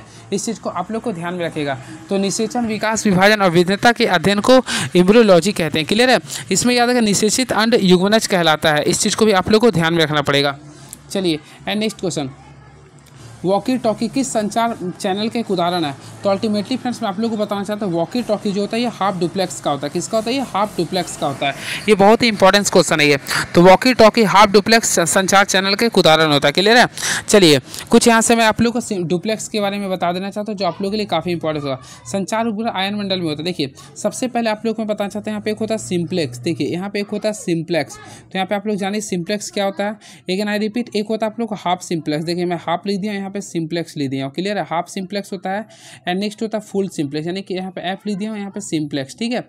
अब देखिए समझिए, सिम्प्लेक्स मीन्स होता है संचार का एक ही दिशा में होता है, यानी संचार का अगर एक ही दिशा में हो रहा है, देखिए अगर संचार अगर केवल एक ही दिशा में हो रहा है तो उससे बोलेंगे सिम्प्लेक्स। और हाफ सिम्प्लेक्स में होता है संचार दोनों दिशा में हो लेकिन एक समय में एक ही दिशा में हो, यानी कि दोनों दिशा में होता हो लेकिन एक समय में एक ही हो, ठीक है, इसे बोलेंगे हाफ। अब संचार एक समय में दोनों दिशा में कार्य करता तो उसे बोलेंगे फुल बोलेंगे। जैसे आप लोग टेलीफोन का यूज करते हैं, हम भी आप बोलेंगे हेलो तो अगला भी बोले जी कौन, तो ये आप लोग को फुल हो गया। लेकिन वॉकी वॉकी की बात करना चाहता है केवल एक समय एक ही दिशा में कार्य करता, तो ये हाफ हो गया, क्लियर है। अब देखिए जो केवल एक ही दिशा में कार्य, से आप लोग मॉनिटर का प्रयोग करते हैं, रेडियो का प्रयोग करते हैं, टेलीविजन का प्रयोग करते हैं, वो केवल एक ही दिशा में कार्य करता है, तो उसे बोलेंगे सिम्प्लेक्स बोलेंगे, क्लियर है। चलिए and next question is now, पौधे के विकास के लिए मिट्टी के पीएच की कितनी अनुमानित मात्रा होती है, तो फ्रेंड्स इसके लिए याद रखिए 5.5 से लेकर 7.5 के बीच होती है। 5.5 से लेकर 7.5 के बीच होता है, क्लियर है। मैं आप लोगों को बताना चाहता हूँ पीएच का जो वैल्यू होता है वह 0 से लेकर 14 के बीच में होता है। 0 से लेकर 14 के बीच में होता है, जिसमें 0 से 7 के बीच अम्ल होता है, 7 से 14 के बीच क्षारक होता है, 7 के बराबर होता है जो उदासीन होता है, क्लियर है। UNFCCC का पूर्ण रूप क्या होता है, देखिए इस क्वेश्चन को जानना पड़ेगा। तो इसे बोलते हैं United nation framework convention on climate change. तो राइट आंसर करेंगे तो ऑप्शन नंबर ए को क्लिक करेंगे, तो United nation framework convention on climate change होता है, क्लियर है। मैं आप लोग को बताना चाहता हूँ UNFCCC की जो स्थापना हुआ था वह 1988 में हुआ था। कब हुआ था, 1988 में हुआ था। इस चीज़ को आप लोग को ध्यान में रखना पड़ेगा, क्लियर है। चलिए अब नेक्स्ट क्वेश्चन देखते हैं क्या लिख रहा है। भूटान के कुछ विहार के एक राजा संघदित्व द्वारा शासन का नियंत्रण कब दिया गया था, तो याद रखिए कि 7वीं शताब्दी ईसा पूर्व के आसपास दिया गया था। तो ऑप्शन नंबर ए को क्लिक करेंगे, क्लियर है। चलिए अब फ्रेंड भारत की सीमा भूटान से कुल कितने राज्यों का स्पर्श करता है, तो उसके लिए ट्रिक होता है साब होता है। क्या होता है ये, साब। आई थिंक S4 होता है Sikkim, A4 Arunachal Pradesh, A4 Assam, B4 होता है बंगाल। चलिए कौन सा शब्द टेनिस से संबंधित नहीं है, back hand, bounce, head net cord या बैक हॉल, तो फ्रेंड बाउंस होता है आप लोगों का क्रिकेट से संबंधित होता है, तो ऑप्शन नंबर बी को क्लिक कर देंगे। सफ़ेद दाग का इलाज निम्नलिखित में से किस हर्बल दवा के द्वारा किया था, तो फ्रेंड सफ़ेद दाग जो होता है उससे बोलते हैं ल्यूकोमिया, तो इसके लिए हम लोग जो प्रयोग करते हैं लूकोलेज यानी कि लूकोजेन का प्रयोग करते हैं, तो ऑप्शन नंबर बी का प्रयोग करेंगे, क्लियर है। चलिए अगला क्वेश्चन देखते हैं क्या लिख रहा है। तो नेक्स्ट क्वेश्चन 79 को क्वेश्चन देखते हैं क्या लिखा है। निम्नलिखित में कौन सी मात्रा और उसका ऐसा इकाई सही रूप से सुमेलित नहीं है, तो देखिए फ्रीक्वेंसी का लिख रहा है हर्ट्स, ऑलमोस्टली ये सही होता है। मैग्नेटिक फ्लक्स का लिख रहा है टेस्ला। तो फ्रेंड्स मैं आप लोगों को बताना चाहता हूँ मैग्नेटिक फ्लक्स का यूनिट यूनिट टेस्ला नहीं होता बल्कि वेबर होता है। क्या होता है? वेबर होता है। तो ऑप्शन नंबर बी आप लोगों का गलत हो गया। प्रेशर का पास्कल सही है। इलेक्ट्रिक कंडक्टर का होता है सीमेंस होता है, ये आप लोगों का सही है। तो ऑप्शन नंबर बी को क्लिक कर दीजिए। क्लियर है? चलिए अगेन आई रिपीट, आप लोगों को कुछ एक्स्ट्रा फैक्ट्स बताता हूँ। सबसे पहले मैग्नेटिक फ्लक्स, तो मैग्नेटिक फ्लक्स को फाई से डिनोट करते हैं। ये होता है, इसका यूनिट होता है टेस्ला नहीं होता बल्कि क्या होता है? वेबर होता है। क्या होता है? ये वेबर होता है। तो याद है कि इसका यूनिट होता है वेबर, WEVER होता है, वेबर होता है। क्लियर है? वही ज्योति फ्लक्स का, यानी कि आप लोग ज्योति फ्लक्स की बात करें ल्यूमेन होता है, तरंगदैर्ध्य का एंगस्ट्रॉम होता है, वही इंडक्टेंस, और इंडक्टेंस का यूनिट होता है हेनरी होता है। क्लियर है? और कैपेसिटेंस का फैराडे होता है। इस चीज़ को याद रखिएगा आप लोग। किस आंदोलन में गांधी जी ने पहली बार भूख हड़ताल को शास्त्र की तरह प्रयोग किया था? तो फ्रेंड्स याद है कि महात्मा गांधी ने पहली बार भूख हड़ताल के शास्त्र को कहाँ प्रयोग किया था? तो अहमदाबाद आंदोलन में। तो अहमदाबाद 1918 में किया था। अहमदाबाद 1918 में किया था। क्लियर है? अब याद रखिए गांधी जी का अस्त्र शस्त्र या सत्य अहिंसा हड़ताल प्रदर्शनी के लिए उपवास किया था। क्लियर है? अब याद रखिए गांधी जी सर्वप्रथम 1958 में ही अहमदाबाद सूती वस्त्र मिल मजदूरों के मांग के समर्थन में उपवास किया था। क्लियर है? चलिए बातें करना चाहते हैं कुछ एक्स्ट्रा फैक्ट्स का। तो फ्रेंड्स याद रखेंगे, यहाँ पे कुछ एक्स्ट्रा मैं फैक्ट्स बताना चाहता हूँ। देखिए 1920 में एक इंपॉर्टेंस क्वेश्चन आता है। 1920 में ऑल इंडिया, देखिए all India trade union Congress की स्थापना बॉम्बे में किया गया था। और किसके द्वारा किया गया था? तो ये क्वेश्चन आता है लाला लाजपत राय के द्वारा किया गया था। ये क्वेश्चन आता है पेपर में, तो लाला लाजपत राय के द्वारा किया गया था। क्लियर है? अब देखिए यहाँ पे लिख रहा है ऑप्शन, रॉलर एक्ट कब आया था? रॉलर सत्याग्रह हुआ था 1919 में। ठीक है? स्वदेशी आंदोलन हुआ था 1907 में हुआ था। कब हुआ था? 1907 में। चंपारण सत्याग्रह हुआ था 1917 में। ठीक है? चलिए हमारे संविधान के किस अनुच्छेद के अंतर्गत भारतीय नागरिकों के मौलिक कर्तव्य को समाविष्ट किया गया? देखिए यहाँ पे मौलिक कर्तव्यों के बारे में बोल रहा, तो फ्रेंड्स मैं बहुत ही डिस्कस किया था पिछले वीडियो में। तो याद रखिएगा भारतीय संविधान के आर्टिकल नंबर 51A में मौलिक कर्तव्य को डिस्कस किया गया। तो ऑप्शन नंबर ए को क्लिक करेंगे। चलिए बातें करना चाहते हैं मौलिक कर्तव्य का। सबसे पहले इसको बोलते हैं फंडामेंटल ड्यूटीज़ बोलते हैं। याद रखिएगा मूल संविधान में, देखिए मूल संविधान में, देखिए मैं आप लोगों को बताना चाहता हूँ मूल संविधान यानी कि जो 26 जनवरी 1950 को लागू हुआ था, तो मूल संविधान में मौलिक कर्तव्य की संख्या 0 था। फिर देखिए 42वां संविधान संशोधन होता है जो कि 1976 में होता है। तो 42वां संविधान संशोधन 1976 में जो मौलिक कर्तव्य जो जोड़ा गया था वह 10 मौलिक कर्तव्य को जोड़ा गया था। अगेन 86वां संविधान संशोधन जो कि 2002 में हुआ था, इसमें भी एक को जोड़ा गया था यानी 11वां। तो टोटल अभी देखिए टोटल 11 हो चुका है। क्लियर है? और 11वां जो जोड़ा गया था 2002 में। आइए आप लोग का आता है 51A का, यानी 51 का यहाँ पे केम आता है, 51 का केम आता है। और K4 होता है नॉलेज, यानी 6 से लेकर 14 वर्ष वाले बच्चों को क्या करना? शिक्षित करना, यानी माता पिता का अधिकार है उसे पढ़ने के लिए स्कूल भेजें, ये होता है। क्लियर है? चलिए और मौलिक कर्तव्य किस देश से लिया गया? तो रूस से लिया गया, सरदार स्वर्ण सिंह समिति के आधार पर जोड़ा गया था। क्लियर है? चलिए अगला क्वेश्चन देखते हैं क्या लिख रही है। और फ्रेंड 370 आर्टिकल किससे संबंधित था? तो जम्मू कश्मीर को राज्य का मान्यता मिला था जिसे हटा दिया गया। और कब हटाया गया था? तो फ्रेंड्स मैं बताना चाहता हूँ 6 अगस्त को, 6 अगस्त 2019 को हटाया गया था। क्लियर है? चलिए अगला बात करना चाहते हैं 21A का। तो याद रखिएगा 86वें संविधान संशोधन, यानी 86वें संविधान संशोधन द्वारा 21A को जोड़ा गया था। चलिए नेक्स्ट क्वेश्चन, जब किसी पिंड को किसी द्रव्य में पूर्ण या अंशतः डुबाई जाती है तो यह पिंड द्वारा विस्थापित द्रव्य के भार के बराबर एक उत्पेक्ष बल का अनुभव करता है, इसे क्या कहते हैं? तो फ्रेंड इसे आर्किमिडीज का सिद्धांत कहते हैं। क्या बोलते हैं? आर्किमिडीज का सिद्धांत कहते हैं। ठीक है? तो ऑप्शन नंबर करेंगे तो ऑप्शन नंबर बी को क्लिक करेंगे। क्लियर है? चलिए नेक्स्ट क्वेश्चन, कौन सा जैव निम्नीकरण प्रदूषक है? तो फ्रेंड्स यहाँ पे लिखा है DDT, BHC, कपास वस्त्र या पारा। तो यहाँ पे हम लोग देखेंगे जैव निम्नीकरण के लिए बात करा। तो जैव निम्नीकरण का अर्थ होता है जिसका जैव निम्नीकरण का सिंपल अर्थ होता है इसमें कपास वस्त्र होगा। क्या होगा? कपास वस्त्र। तो ऑप्शन नंबर क्या करेंगे? सी को क्लिक करेंगे। जैव निम्नीकरण का अर्थ होता है वैसे अपघटित पदार्थ जिसे जैविक अपघटन के द्वारा पुनः उपयोग में लाया जाता है, यानी कि जो अब जैसे कि देखिए जंतुओं का मलमूत्र, कागज, ये सारे क्या होता है? अपघटन इसका पृथ्वी पे ही हो जाता है, तो इसे बोलेंगे हम लोग जैव निम्नीकरण। वही बात करना चाहते हैं DDT का। तो DDT का फुल फॉर्म होता है डाइक्लोरो डाइफिनाइल ट्राइक्लोरोएथीन होता है, ये आप लोग का अजैव निम्नीकरण होता है। क्लियर है? चलिए नेक्स्ट क्वेश्चन, परिच्छेद समतल में से यदि एक वस्तु को क्षैतिज समतल से समांतर तथा ऊर्ध्वाधर समतल से लंबवत काटा जाए तो वस्तु का परिच्छेद दृश्य कहाँ प्राप्त होगा? तो फ्रेंड्स याद रखें इसका जो प्राप्त होता है वो शीर्ष दृश्य में। कहाँ पे? तो ऑप्शन नंबर ए को क्लिक करेंगे। तो option number A is the right answer. Delhi में जामा मस्जिद का निर्माण किसने कराया था? काफ़ी फेमस क्वेश्चन है ये। तो फ्रेंड्स याद है कि दिल्ली में जामा मस्जिद का निर्माण शाहजहां ने किया था। किसने किया था? शाहजहां ने। और शाहजहां को इस वजह से शाहजहां को स्थापत्य कला का काल भी कहा था। क्लियर है? इस चीज़ को आप लोग को पता होगा। बातें करना चाहते हैं कुछ एक्स्ट्रा फैक्ट्स। देखिए एक आगरा में जामा मस्जिद का निर्माण अकबर ने कराया था। देखिए अगर क्वेश्चन आता है आगरा में, देखिए एक क्वेश्चन आता है आगरा में, तो आगरा में जो जामा मस्जिद है, याद रखिए आगरा में जो जामा मस्जिद है उसका निर्माण किया था आ से अकबर, आ से आगरा, तो अकबर ने किया था। बाकी दिल्ली वाला जो किया था वह शाहजहां ने किया था। क्लियर है, इस चीज़ को आप लोग को ध्यान में होगा। वही बात करना चाहते हैं, देखिए बदायूं में जामा मस्जिद का निर्माण इल्तुतमिश ने किया था। क्लियर है, वही दिल्ली की मोती मस्जिद, तो दिल्ली की मोती मस्जिद का निर्माण औरंगजेब ने किया था। तो इस चीज़ को आप लोग को याद रखिएगा। और ताजमहल का भी मुख्य वास्तुकार कौन थे, तो उस्ताद अहमद लाहौरी थे। क्लियर, इस चीज़ को भी आप लोग को ध्यान में रखना पड़ेगा। चलिए, ग्रीनविच मध्य टाइम यानी कि ग्रीनविच मीन टाइम में भारतीय मानक समय कितना आगे होता है, तो अल्टीमेटली फ्रेंड्स इसका जो भारत जो टाइम होता है 5 घंटा 30 मिनट, 5 घंटा 30 मिनट। तो आंसर से करेंगे तो 5 आवर 3 मिनट यानी कि 30 मिनट। तो आप नंबर डी को क्लिक करेंगे। क्लियर है, याद रखिएगा भारत के नैनी के पास ये गुजरता है। विश्व को टोटल 24 टाइम जोन बांटा गया है। ठीक है, याद रखिए भारत का जो टाइम जोन है यानी कि भारत का जो टाइम जोन है वह 82.5 डिग्री है।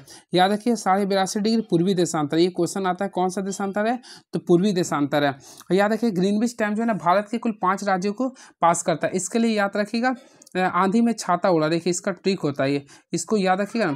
आंधी में छाता उड़ा, इसको याद रखें। आंधी में छतरी उड़ा, इस चीज़ को याद करें, आंधी में छतरी उड़ा। अब देखिए जो मैं बता रहा हूँ ध्यान से देखिएगा। सबसे पहले फ्रेंड आ से, तो आ से होता आंध्र प्रदेश, मा से होता मध्य प्रदेश, छा से होता छत्तीसगढ़।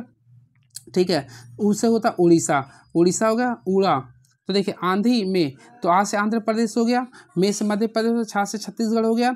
उड़ा, तो उससे क्या उत्तर प्रदेश हो गया। ठीक है, इस टाइप से उड़ा, और आ से उड़ीसा हो गया। ठीक है, इस टाइप से याद रखेगा। चलिए नेक्स्ट क्वेश्चन, गिद्दा किस राज्य का लोक नृत्य है? काफ़ी फेमस क्वेश्चन है फ्रेंड, तो ये क्वेश्चन आ सकता है। तो गिद्दा जो होता है वो पंजाब का लोक नृत्य है। तो ऑप्शन नंबर ए को क्लिक करेंगे। क्लियर है, चलिए कुछ यहाँ से आप लोग को 10 फैक्ट्स बता देना चाहते। देखिए सबसे पहले पंजाब का, तो पंजाब का गिद्दा भी होता है, इसके साथ देखिए इसके साथ साथ भांगड़ा भी होता है। पंजाब का क्या होता है, भांगड़ा भी होता है। क्लियर है, चलिए बात करना चाहते हैं असम का, तो अल्टीमेटली फ्रेंड असम का होता है कली गोपाल। देखिए कली गोपाल रहता है या फिर गोपाल बोलते हैं, तो कली गोपाल और गोपाल जो होता है आप लोग का असम में होता है। ठीक है, क्योंकि मेरे घर के सामने गोपाल रहता है इसलिए मैं याद किया था। बात करना चाहते हैं यहाँ पर महाराष्ट्र का वैसा तो लावनी होता है। ठीक है, और मध्य प्रदेश का होता है मटकी होता है। ठीक है, और उत्तर प्रदेश का तो नौटंकी होता है, गुजरात का डांडिया होता है, राजस्थान का घूमर होता है, कर्नाटक का यक्षगान होता है। क्लियर है, बहुत सारे होते हैं। ठीक है, अब तमिलनाडु का कुमी होता है, गोवा का फुगड़ी होता है। इस टाइप से याद रखिएगा। देखिए वस्तुतः किसी गैस द्वारा पात्र के दीवार पर लगाए गए बल गैस के अणुओं के क्या होता है, तो हमेशा रहेगा उसके दीवार के टकराने के कारण संवेग में परिवर्तन होता है। तो ऑप्शन नंबर डी को क्लिक कर देंगे। ऑपरेटिंग सिस्टम का अर्थ क्या होता है, तो याद रखिए ऑपरेटिंग सिस्टम का अर्थ होता है प्रोग्राम में एक सेट जो कंप्यूटर के कार्य को कंट्रोल करता है उसे बोलते हैं ऑपरेटिंग सिस्टम। तो ऑप्शन नंबर देखेंगे तो ए को क्लिक करेंगे। तो option number A is the right answer. Clear है, अब मैं आप लोगों को बताना चाहता हूँ प्रोग्रामिंग भाषा को कुल 3 श्रेणियों में विभाजित किया गया। पहला होता है मशीनी भाषा, दूसरा होता है असेंबली भाषा, तीसरा होता है उच्च स्तरीय प्रोग्रामिंग भाषा। तो मशीनी भाषा यह मशीन को आसानी से समझ सकता है। ठीक है, याद रखिएगा। चलिए नेक्स्ट क्वेश्चन, पश्चिमी मध्य रेलवे का मुख्यालय कहाँ है, तो याद रखिए पश्चिमी मध्य रेलवे का जो मुख्यालय वह जबलपुर है। कहाँ पे, जबलपुर। तो ऑप्शन नंबर ए को क्लिक करेंगे। यूएनओ प्रतिवर्ष किस दिवस कब मनाते हैं, तो फ्रेंड्स याद रखिए यूएनओ का जो स्थापना हुआ था 24 अक्टूबर को हुआ था, यानी कि 24 अक्टूबर 1945 को हुआ था। इसी वजह से प्रत्येक वर्ष 24 अक्टूबर को यूएन दिवस मनाते हैं। क्लियर है, याद रखिएगा। और यूएनओ में अभी वर्तमान समय कुल 193 देश है, इस चीज़ को भी आप लोग को ध्यान में रखना पड़ेगा। और लास्ट कौन है, तो पूर्वी तिमोर है। क्लियर है, बात करना चाहते कुछ एक्स्ट्रा फैक्ट्स का। देखिए 26 दिसंबर को तो वीर बाल दिवस मनाते हैं, 26 दिसंबर को, 5 सितंबर को शिक्षक दिवस मनाते हैं, 14 नवंबर को बाल दिवस मनाते हैं। क्लियर है, चलिए ये रहा। अगला क्वेश्चन देखते हैं क्या लिख रहा है। तो फ्रेंड नेक्स्ट क्वेश्चन हम लोग अगर देखना चाहते हैं क्या लिख रहा है इसके अकॉर्डिंग देखते हैं। लोकप्रिय गोपीनाथ बरदोलाई अंतर्राष्ट्रीय हवाई अड्डा कहाँ पे है, तो अगेन आई रिपीट। तो देखिए लोकप्रिय गोपीनाथ बरदोलाई बोलेगा ना तो ये हमेशा याद रखिए गुवाहाटी में। कहाँ पे ये, तो लोकप्रिय गोपीनाथ बरदोलाई अंतर्राष्ट्रीय हवाई अड्डा कहाँ पे है, गुवाहाटी में है। अब मैं आप लोग को बताना चाहता हूँ, देखिए असम का प्रथम जो मुख्यमंत्री था वह गोपीनाथ ही थे। कौन थे, गोपीनाथ ही थे, उसी के सम्मान में इस चीज़ को खोला गया। क्लियर है, चलिए अगला क्वेश्चन। तो अगला क्वेश्चन देखना चाहते हैं क्या लिख रहा है। गति विभेद को समायोजित करने के लिए प्रयुक्त मेमोरी बफर को क्या कहते हैं, तो फ्रेंड्स इसको याद रखें, इसे बोलते हैं कैश मेमोरी। क्या बोलते हैं, कैश मेमोरी। इस चीज़ को याद रखिएगा। तो गति विभेद को समायोजित करने के लिए प्रयुक्त मेमोरी बफर को क्या बोलते हैं, कैश मेमोरी बोलते हैं। क्लियर है, चलिए नेक्स्ट क्वेश्चन। आरबीआई यानी रिजर्व बैंक ऑफ इंडिया द्वारा जारी की गई करेंसी नोटों की महात्मा गांधी वाली श्रृंखला निम्नलिखित में कौन सी है जिस पर संसद भवन निरूपित है, तो फ्रेंड ये पुराना नोट के बारे में डिस्कस करा। आप लोग बताइए कौन सा ऐसा है जिसमें संसद भवन का था। तो सबसे पहले हम इसका ऑपरेशन कर देते हैं, आप लोगों को समझ में आ जाएगा। देखिए सबसे पहले मैं पूरे का पूरे बताना चाहता हूँ। देखिए सबसे पहले आप लोग देखते होंगे तो 10 का नोट होता है, फिर आप लोगों के पास 20 का भी होगा, अल्टीमेटली 50 का होगा, फिर 100 का भी होगा, 200 का होगा, एक 500 का होगा। क्लियर है। और 2000 का नोट को भी हटा दिया गया, आप लोग जानते होंगे। तो देखिए 10 रुपये के नोट में एलोरा की गुफा है। अब 20 रुपये में किसका है, तो 20 रुपये में किसका है मैं खुद भूल गया हूँ। नहीं, 20 में एलोरा की गुफा है। क्लियर है। 50 में हम्पी है। 100 में देखिए 100 में किसका है, तो रानी का वाव है। वही 200 में किसका, सांची स्तूप है। अब 500 में क्या है, तो हम्पी है। 500 में क्या है, 500 में लाल किला। देखिए मैं कंफ्यूज कर गया आज। ये 500 में सबसे पहले याद कि लाल किला है। 200 में सांची स्तूप है। 200 में क्या है, ये सांची स्तूप है। वही 100 की बात करना चाहते तो गुजरात यानी कि रानी का वाव है। रानी का वाव जो कि गुजरात में है। 50 में आप लोग को पता होगा ये हम्पी है। क्या ये हम्पी है। वही 20 रुपये में अपना एलोरा की गुफा है। क्या ये एलोरा की गुफा है। और 10 रुपये में कोणार्क का सूर्य मंदिर है। देखिए मैं याद आ गया, कोणार्क का सूर्य मंदिर है। और 2000 की बात करना चाहते हैं तो उसमें आप लोग को पता होगा चंद्रयान थे। तो देखिए पहले वाला मैं नोट में बताना चाहता हूँ। पहले वाला का नोट देखेंगे यानी पुराने नोट अगर देखेंगे ना, तो उसमें 50 रुपये के नोट में यानी कि 50 रुपये के नोट में पहले थे संसद भवन। 50 रुपये के नोट के पीछे क्या थे, आप लोग देखेंगे तो संसद भवन हुआ करता था। ठीक है।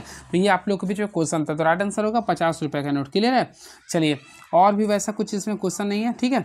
तो राइट आंसर करेंगे तो संसद भवन किस में था, तो आप लोग देखेंगे तो 50 रुपये का नोट में होता था। तो ऑप्शन नंबर सी को क्लिक कर देंगे। क्लियर है। चलिए अगला क्वेश्चन। और फ्रेंड्स आप लोग याद रखिएगा, भारत में करेंसी नोट जो जारी करता है वो आरबीआई करता है। और आरबीआई 1 रुपये के सिक्के या नोट को छोड़कर सारे नोट को जारी करता है। क्लियर है। चलिए आरबीआई का वर्तमान अध्यक्ष कौन है, तो आरबीआई का वर्तमान 26वां जो नंबर का अध्यक्ष है वह संजय मल्होत्रा। इस चीज़ को भी आप लोग को याद होगा।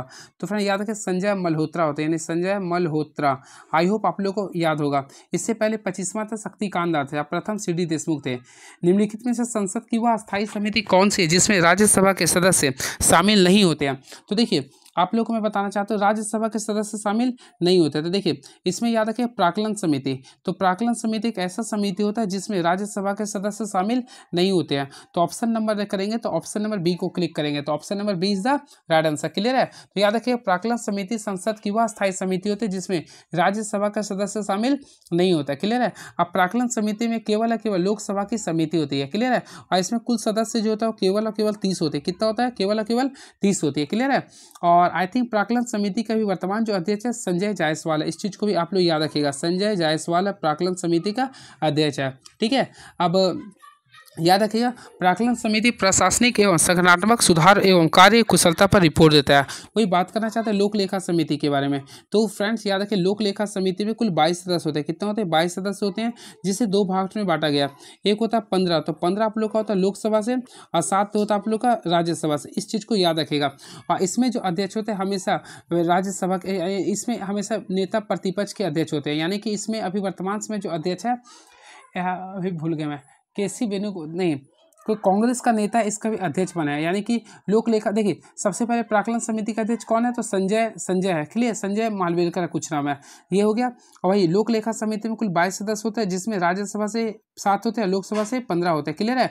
और इसमें जो अध्यक्ष जो होता है हमेशा अगेंस्ट पार्टी को होते हैं। जैसे अभी देखिए बीजेपी का सरकार चल रहा था, विपक्ष में कौन है, कांग्रेस है, तो कांग्रेस कहीं है। वैसे केसी वेणुगोपाल, हाँ देखिए मेरे माइंड में आ गया, केसी वेणुगोपाल है, केसी वेणुगोपाल है। इस चीज़ को भी आप लोग को ध्यान में रखना पड़ेगा। क्लियर है। चलिए इस चीज़ को मैं बता दिया। लोक लेखा समिति में 22 सदस्य यहाँ तक मैं बता दिया। क्लियर है। चलिए लोक लेखा समिति का अध्यक्ष लोकसभा के सदस्यों में से विपक्षी पार्टी से होता है। याद रखिए विपक्षी पार्टी से होते हैं। लेकिन आई रिपीट लोक सेवा समिति का अध्यक्ष कौन है, तो अभी मैं अभी जस्ट आप लोगों को बताया था केसी वेणुगोपाल है। क्या है, केसी वेणुगोपाल है, नहीं मैं कंफ्यूज कर रहा हूँ,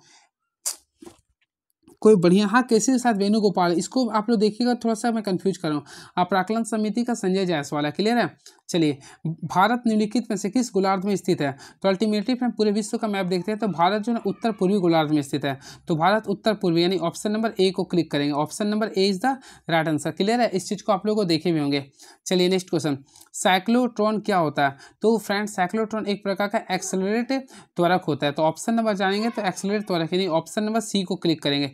ये आप लोग क्लास 12 में पढ़े होंगे, जो कि इसका खोज किया था लॉरेंस ने किया था। किसने किया था, लॉरेंस ने किया था। क्लियर है। तो ऑप्शन नंबर देखेंगे तो सी को क्लिक करेंगे।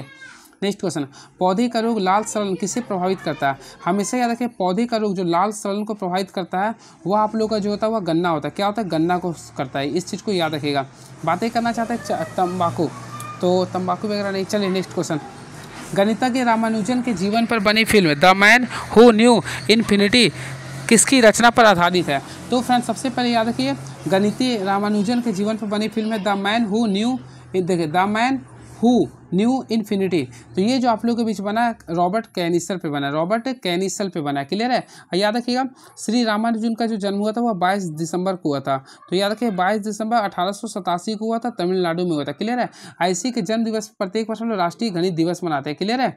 चलिए नेक्स्ट क्वेश्चन, भारत के सर्वोच्च न्यायालय के कार्यवाही मुख्य न्यायाधीश की नियुक्ति कौन करता है। यहाँ पे अगर थोड़ा सा कंसंट्रेट कीजिएगा तो कार्यवाहक लिख रहा है, कार्यवाहक मुख्य न्यायाधीश की नियुक्ति कौन करता है। तो हमेशा याद रखें इसकी जो नियुक्ति करता है राष्ट्रपति करता है। कौन करता है? राष्ट्रपति करता है। क्लियर है। देखिए आर्टिकल 126 के अकॉर्डिंग, देखिए मैं आप लोग बताता हूँ, आर्टिकल 126 के अकॉर्डिंग सर्वोच्च न्यायालय के कार्यवाहक मुख्य न्यायाधीश की नियुक्ति राष्ट्रपति द्वारा किया था। क्लियर है। और ऐसा तब किया था जब तक कि मुख्य न्यायाधीश का पद रिक्त अथवा उसके कर्तव्यों का निर्वाह में असमर्थ हो। ठीक है, इस चीज़ को याद रखिएगा। बातें करना चाहता है मुख्य न्यायाधीश का, तो आप लोग कमेंट बॉक्स में लिखिएगा। सर्वोच्च न्यायालय का अभी हाल फिलहाल देखेंगे 14 मई को भारत का 52वां CJI बने। आप लोग बताइएगा कौन बने, आप लोग बताइएगा बोबडे थे शायद या फिर कौन थे, आप लोग कमेंट बॉक्स में लिखिएगा। क्लियर है। इससे पहले 51वें नंबर के थे संजीव खन्ना थे, इस चीज़ को भी आप लोगों को पता होगा। पहला कौन थे? HJ कनिया थे। और वर्तमान समय कुल अगर आप लोग सुप्रीम कोर्ट को जानिएगा तो टोटल देखिए 33 आप लोग का जस्टिस होते हैं। ठीक है। और आप लोग का एक CJI होता है, इस चीज़ को याद रखिएगा। क्लियर है। चलिए अब इसमें वैसा कुछ नहीं है क्वेश्चन। अब देखिए याद रखिएगा मुख्य न्यायाधीश को हटाने की प्रक्रिया जो होता है वह महाभियोग होता है। क्या होता है? महाभियोग होता है। उच्चतम न्यायालय का अनुच्छेद 131 में प्रारंभिक क्षेत्राधिकार प्राप्त है। क्लियर, इस चीज़ को भी आप लोगों को मैं बताया था। चलिए नेक्स्ट क्वेश्चन, तो भारत में मानवाधिकार संरक्षण अधिनियम कब लागू हुआ था। तो फ्रेंड्स याद रखिए भारत में मानवाधिकार संरक्षण अधिनियम जो लागू हुआ था वो 28 तारीख को लागू हुआ था, यानी 28 सितंबर। याद रखिए बहुत ही अच्छा डेट था ये, 28 सितंबर 1993 को, 28 सितंबर 1993 को लागू हुआ था। क्लियर है। तो राइट आंसर करेंगे 28 सितंबर 1993, ऑप्शन नंबर डी को क्लिक करेंगे। Option number D is the right answer. Clear है। बातें करना चाहते हैं राष्ट्रीय मानव अधिकार आयोग मानवाधिकार का संरक्षण एवं संवर्धन करता है। क्लियर है। याद रखिएगा अभी राष्ट्रीय मानवाधिकार आयोग के उच्चतम न्यायालय के पूर्व न्यायाधीश कौन थे? देखिए अभी इसका अध्यक्ष कौन है, तो अरुण कुमार मिश्रा थे। देखिए अभी मैं आप लोगों को बताना चाहता हूँ अरुण कुमार मिश्रा इसका वर्तमान अभी अध्यक्ष थे, लेकिन हमें लगता है ये भी अभी रिटायर हो चुके हैं। इसके पे कोई नया है, मैं लास्ट में आप लोग को आऊँगा। देखिए इस वीडियो के लास्ट में आऊँगा, जो आप लोग का जो नया पॉइंट है उस चीज़ को भी मैं डिस्कस कर दूंगा। देखिए तो इसका राइट आंसर होगा 1993 होगा। क्लियर है। अब इसके साथ साथ याद देखिए मानवाधिकार आयोग का जो स्थापना हुआ था, मानवाधिकार आयोग का स्थापना हुआ था वो 12 अक्टूबर 1993 को हुआ था, 12 अक्टूबर 1993 को हुआ था। इसका सदस्य या तो 3 वर्ष या 70 वर्ष तक की आयु के लिए नियुक्त किया था। क्लियर है। अब प्रत्येक वर्ष याद रखिए 10 दिसंबर को मानवाधिकार दिवस मनाते हैं। क्लियर है। इस चीज़ को आप लोग याद रखिएगा। अब भारत के प्रथम राष्ट्रीय मानवाधिकार के अध्यक्ष थे न्यायाधीश रंगनाथ मिश्र थे। चलिए नेक्स्ट क्वेश्चन, इसको मैच करना आप लोग को। देखिए सबसे पहले नई राज्यों का गठन, हमेशा याद रखें नई राज्यों का जो गठन होता है भारतीय संविधान के अनुच्छेद नंबर 3 के अनुसार होता है। भारतीय संविधान का अनुच्छेद नंबर 3 से, यानी कि एक अगर हम लोग मैच करेंगे तो 2 से करेंगे। क्लियर है। नागरिकता, तो नागरिकता भारतीय संविधान के भाग नंबर 2 में जिक्र किया, यानी कि इसको 1 से करेंगे। क्लियर है, 1 से कर देंगे। मौलिक अधिकार भारतीय संविधान के भाग नंबर 3 में आता है, यानी 4 कर देंगे। और डी आप लोग को प्रशासनिक अधिकरण की स्थापना, तो ये आप लोग का 3 में आएगा, यानी कि आर्टिकल 323 का ए में, तो ऑप्शन नंबर इसको मिला देंगे। तो फ्रेंड चलिए मैं कुछ एक्स्ट्रा फैक्ट्स बता देता हूं जो आप लोगों के लिए काफ़ी ऊर्जावान बनाएगा। सबसे पहले नई राज्यों का गठन होता है भारतीय संविधान के। देखिए भारतीय संविधान का आर्टिकल 1, 2, 3 आगे जानिए क्या होता है। ए बोलता है भारत क्या होता है? भारत राज्यों का संघ, आर्टिकल 1 बोलता है। आर्टिकल नंबर 2 बोलता है भारत में आप लोगों को पता होगा भारत के सीमा को से तोड़कर यानी किसी नए राज्य को बना सकते हैं सीमा से। तो जैसे सिक्किम, तो भारत में सिक्किम का जो गठन यानी सिक्किम जो भारत का राज्य बना था आर्टिकल नंबर 2 के था। ठीक है, 1975 में इसको मान्यता मिला था, शायद 16 मई था। और आर्टिकल नंबर 3 ये बोलता है 3 भारत के सीमा के अंदर कोई राज्य के 2 भाग में टूट जाता है, जैसे झारखंड बिहार से अलग हुआ था, तो ये आप लोग आर्टिकल नंबर 3 से हुआ था। या फिर किसी का नाम जो चेंज होता है राज्य का, तो वो आर्टिकल नंबर 3 के तहत होता है। इस सारे पे जो अधिकार होता है नियम बनाने का संसद का होता है। इस चीज़ को आप लोग याद रखिए। क्लियर है। वही बात करना चाहते हैं आप लोग नागरिकता का, तो नागरिकता का जो प्रावधान किया गया, सबसे पहले याद रखिए नागरिकता एक ऐसा भाग था जिसका जिक्र मूल संविधान में था। यानी कि मैं आप लोग को again I repeat, article number 5, 6, 7, 8, 9 ये आप लोग का मूल संविधान यानी कि 26 नवंबर 1949 को ही लागू हो गया था। क्लियर है। और नागरिकता का प्रावधान भारतीय देश में कहाँ से लिया गया, तो ब्रिटेन के देश से लिया गया, जो कि भाग नंबर 2 में आता है। और आर्टिकल नंबर 5 से कहाँ तक आता है ये, तो फ्रेंड 5 से आप लोग को जाता है 11 के बीच में, ये भी याद रखिएगा। क्लियर है। अब भारत में एकल नागरिकता का प्रावधान है जो कि ब्रिटेन देश से ले गया। मौलिक अधिकार की कुल संख्या कितना था, तो सॉरी मौलिक अधिकार अमेरिका के देश से लिए गए, जो कि मूल संविधान में मौलिक अधिकार की संख्या टोटल 7 था और वर्तमान समय में आप लोगों का 7-6 है, जिसमें संपत्ति के अधिकार को 1978 में हटा दिया गया। क्लियर है। और उसे संपत्ति के अधिकार जो कि आर्टिकल नंबर 31 में थे और उसे हटा के अभी 300A में जोड़ दिया गया, 300A में जोड़ दिया। क्लियर है। इस चीज़ को भी आप लोग को ध्यान में होगा। चलिए, खंबात की खाड़ी कहाँ है, तो काफ़ी फेमस क्वेश्चन है। तो फ्रेंड याद है कि खंबात की खाड़ी आप लोग को मैप के अकॉर्डिंग बताइएगा तो ये गुजरात में आता है। कहाँ पे आता है ये? गुजरात में। देखिए अगर आप लोग मैप बनाते हैं इस टाइप से तो ये गुजरात का जो पार्ट्स आता है इसी में यहाँ पे खंबात की खाड़ी होता है। क्लियर है। और खंबात की खाड़ी अरब सागर में भी स्थित है। अल्टीमेटली आप लोग को पता है इस साथ कौन सा सागर? अरब। अब यहाँ पे सागर ले दीजिए, अरब सागर यहाँ पे आप लोग का यहाँ पे। क्लियर है। चलिए, और खंबात की खाड़ी दक्षिण ओर से अरब सागर में खुलती है। क्लियर है। इस चीज़ को आप लोग को पता होगा। चलिए, and next question is now. तो नेक्स्ट क्वेश्चन देखते हैं क्या लिख रहा है, उसी के अकॉर्डिंग नेक्स्ट क्वेश्चन रहा ये। भारत का एकमात्र सक्रिय ज्वालामुखी बैरन द्वीप कहाँ स्थित है? तो फ्रेंड याद रखिए बैरन द्वीप भारत का एकमात्र ज्वालामुखी है। ये कहाँ पे है? तो ये तो आप लोगों को पता अंडमान निकोबार में है, लेकिन अंडमान द्वीप समूह में आता है। कहाँ पे आता है? अंडमान द्वीप समूह में। तो ऑप्शन नंबर ए को क्लिक करेंगे, ऑप्शन नंबर ए को क्लिक करेंगे। मैं आप लोग को बताना चाहता हूँ यहाँ से कुछ एक्स्ट्रा फैक्ट्स बता रहा हूँ। देखिए बैरन का अर्थ क्या होता है? बंजर। बैरन का अर्थ क्या होता है पता है?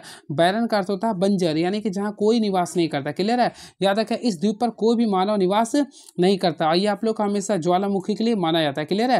तो ऑप्शन नंबर ए को क्लिक करेंगे। बातें करना चाहते अंडमान का। देखिए ये आप लोग का अंडमान हो गया और ये आप लोग का निकोबार हो गया। क्लियर है। देखिए ये आप लोग का निकोबार हो गया। तो याद रखिए ये दोनों को 10 डिग्री चैनल आपस में अलग करता है। क्लियर है। और बैरन द्वीप जो होता है वो अंडमान में होता है, यानी कि अंडमान में होता है। क्लियर है। और इसकी राजधानी के अंडमान निकोबार का, तो अल्टीमेटली पढ़े होंगे आप लोग पोर्ट ब्लेयर था। तो पोर्ट ब्लेयर जो आप लोग का आता था वह दक्षिणी अंडमान में आता था। अब इसका पोर्ट ब्लेयर का नया नाम रखा गया श्री विजयपुरम रखा गया, श्री विजयपुरम रखा गया। ये क्वेश्चन आप लोग का पेपर में आ सकता है। तो पोर्ट ब्लेयर का नया नाम क्या रखा गया? श्री विजयपुरम रखा गया। क्लियर है। इस चीज़ को भी आप लोग को ध्यान में रखना पड़ेगा। क्लियर है। चलिए बात करना चाहते हैं लक्षद्वीप की। तो लक्षद्वीप की राजधानी क्या? कवरत्ती है। और मिनिकॉय, तो मिनिकॉय भी लक्षद्वीप का पुराना नाम था। देखिए लक्षद्वीप का नाम जो लक्षद्वीप रखा गया 1973 में रखा गया। इससे पहले इसका नाम था लकाद्वीप था, मिनिकॉय था। क्लियर। इस चीज़ को याद रखना पड़ेगा। अब देखिए लक्षद्वीप और मिनिकॉय आप लोग का 9 डिग्री चैनल से ही अलग होता है। क्लियर है। चलिए नेक्स्ट क्वेश्चन, भारत में पहला फैक्ट्री कानून किस वर्ष बना था? तो फ्रेंड्स याद रखिए भारत में पहला फैक्ट्री कानून जो बना था 1881 में बना था, 1881 में बना था। इसको बनाने वाला कौन थे? तो अल्टीमेटली मैं आप लोगों को बताया भी था, लॉर्ड रिपन बनाए थे। लॉर्ड रिपन का टेन्यूर के समय बने थे। क्लियर है। याद रखिएगा आप लोग। और दूसरा फैक्ट्री जो बना था 1891 में बना था, जो कि लैंस डॉन ने बनाया था। क्लियर है। अब भारत स्वतंत्र भारत में पहला औद्योगिक नीति जो लाया था वह 1948 में लाया गया था। क्लियर है। चलिए नेक्स्ट क्वेश्चन आप लोगों के सामने देखते हैं क्या लिख रहा है। तो इसको मैच करना। देखिए आनंद मठ, तो सबसे पहले याद रखिए आनंद मठ के द्वारा। देखिए सबसे पहले फ्रेंड्स आप लोगों को पता होगा आनंद मठ जैसी पुस्तक में ही बंकिम चंद्र चटर्जी द्वारा बाल यानी कि वंदे मातरम का रचयिता हुआ था। यानी ऑप्शन नंबर एक आप लोगों को सी से मैच कीजिएगा। क्लियर है। माई एक्सपेरिमेंट विद ट्रूथ, ये जो लिखा गया महात्मा गांधी के द्वारा सही है। यंग इंडिया, तो यंग इंडिया जो लिखा गया लाला लाजपत राय के द्वारा लिखा गया ना। देखते हैं हाँ, तो यंग इंडिया जो लिखा गया फ्रेंड्स याद रखिएगा लाला लाजपत राय के द्वारा लिखा गया। क्लियर है। अब लिख रहा है आप लोग का the arctim home of the village. तो देखिए सबसे पहले 106 का ऑप्शन नंबर जाते हैं। तो आनंद मठ, देखिए आनंद मठ, तो आनंद मठ किसके द्वारा लिखा गया? तो अभी मैं आप लोग को बताया था बंकिम चंद्र चट्टोपाध्याय द्वारा। तो देखिए ए का सी आएगा, तो ए का सी है ऑप्शन में। देखिए तो हाँ ठीक है, तो ए का सी आप लोग का यानी ऑप्शन में ये कर सकते हैं। The Arctic hope the weather, तो आप लोग बलगंगाधर तिलक कर दीजिएगा। यंग इंडिया, तो यंग इंडिया किसने? लाला लाजपत राय किया था। अब माइक ये थे, तो ऑप्शन नंबर सी को क्लिक करेंगे। क्लियर है। Again I repeat this question. सबसे पहले याद रखिए आनंद मठ, तो फ्रेंड्स याद रखिए आनंद मठ एक पुस्तक है जो कि बंकिम चंद्र चट्टोपाध्याय द्वारा लिखा गया था। इसमें वंदे मातरम का जिक्र है और इसी में सन्यासी विद्रोह का जिक्र किया गया। The Arctic home of the Vedas का लिखा गया, ये लिखा गया द बाल गंगाधर तिलक के द्वारा। यंग इंडिया का जो लिखा था Lala Lajpat Rai, my experiment with truth Mahatma Gandhi का लिखा गया। क्लियर है। चलिए and next question is now. तो नेक्स्ट क्वेश्चन देखते हैं क्या लिख रहा है। DRDO के scientist of the year award से किसे सम्मानित किया गया था? तो याद रखिएगा ये करंट अफेयर क्वेश्चन है। तो हेमंत कुमार पांडे को मिला था, हेमंत कुमार पांडे को। मैं आप लोगों को वर्तमान समय बताना चाहता है DRDO का अध्यक्ष कौन है? तो फ्रेंड्स समीर कामत है। कौन बने? समीर कामत बने। इस चीज़ को याद होगा आप लोगों को, समीर कामत बने। और अगेन आई रिपीट DRDO का स्थापना हुआ था 1 जनवरी 1958 को हुआ था। क्लियर है। अब चलिए भारत ने किस देश के साथ परमाणु प्रतिष्ठानों की सूची का आदान प्रदान किया? तो फ्रेंड इसका जो राइट आंसर होगा ऑप्शन नंबर डी को क्लिक किया, परमाणु पाकिस्तान के द्वारा। अब मैं आप लोगों को बताना चाहता हूँ भारत और पाकिस्तान के एक ऑपरेशन चला था जो कि 7 मई 2025 को चला था। क्लियर है। ये चला था ऑपरेशन सिंदूर चला था। क्लियर है।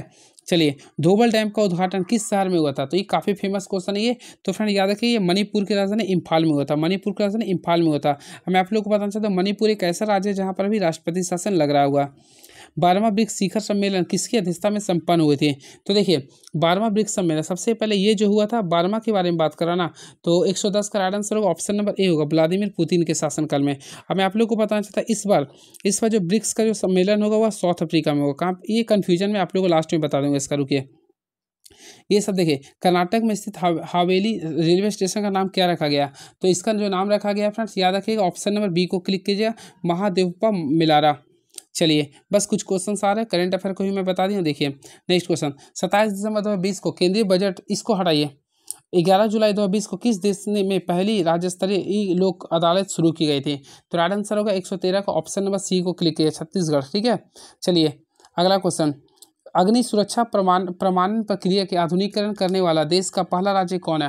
तो 114 का राइट आंसर होगा गुजरात होगा। क्या होगा? गुजरात होगा। 15 दिसंबर 2020 को कौन सा दिवस मनाया गया जिसकी शुरुआत 2015 में हुई थी? सबसे पहले 15 दिसंबर की बात करना चाहते हैं तो अल्टीमेटली फ्रेंड्स याद होगा आप लोग को, अंतर्राष्ट्रीय चाय दिवस मनाए थे, अंतर्राष्ट्रीय चाय दिवस। तो ऑप्शन नंबर डी को क्लिक करेंगे। चलिए नेक्स्ट क्वेश्चन, हाल ही में मारा गोमेज फुटबॉल खेलने वाली पहली ट्रांसजेंडर महिला बनी, वह किस देश की है? तो याद रखिएगा, ये जो है आप लोग का अर्जेंटीना की है। कहाँ की? अर्जेंटीना का। और फ्रेंड, विश्व फुटबॉल दिवस प्रत्येक वर्ष 25 मई को मनाते हैं। कब मनाते हैं? 25 मई को मनाते हैं। इस चीज़ को भी याद रखिएगा आप लोग। BMR का अर्थ क्या होता है? तो BMR का अर्थ होता है बेसिक मेटाबॉलिक रेट होता है, बेसिक मेटाबॉलिक रेट। तो ऑप्शन नंबर बी को क्लिक कर देंगे। यूरिक अम्ल के क्रिस्टलों के संचित होने की उत्पत्ति संधि शोथ क्या कहलाता है? तो इसे हम लोग बोलते हैं ऑप्शन नंबर बी, यानी कि गाउट बोलते हैं। क्या बोलते हैं? गाउट, यानी option number B is the right answer. Clear है? चलिए, एंड और फ्रेंड्स मैं आप लोगों को बताना चाहता हूँ यूरिक अम्ल क्या होता है। तो वैसे जो उत्सर्जित पदार्थों के रूप में यूरिक अम्ल निकालता है उसे बोलते हैं यूकैरियोटिक कहलाता है। जैसे छिपकली हो गया, सांप हो गया, पक्षी हो गया। ठीक है, अब देखिए, वैसे जीव जो उत्सर्जित पदार्थ के रूप में अमोनिया को निकालता है उसे बोलते हैं अमोनोटोनिक, जैसे अमीबा, हाइड्रा, मछली। ठीक है, चलिए नेक्स्ट क्वेश्चन, हीमोग्लोबिन का ऑक्सीजन विखंडन वक्र क्या होता है? तो फ्रेंड्स याद रखें, इसका जो होता है वह सिग्माइड होता है, यानी कि सिग्माइड होता है। तो ऑप्शन नंबर सी को क्लिक कर देंगे। लास्ट क्वेश्चन, ओजोन परत के लिए खतरा कौन बने होते हैं? तो फ्रेंड्स ऑप्शन के अकॉर्डिंग चलिएगा ना। देखिए, नाइट्रोक्स ऑक्साइड भी खतरा होता है, ब्रोमीन भी होता है, हेलोकार्बन भी होता है। तो ऑप्शन के 1 2 3 कीजिए। तो ऑप्शन नंबर 1 2 3 को क्लिक कर दीजिए। क्लियर है?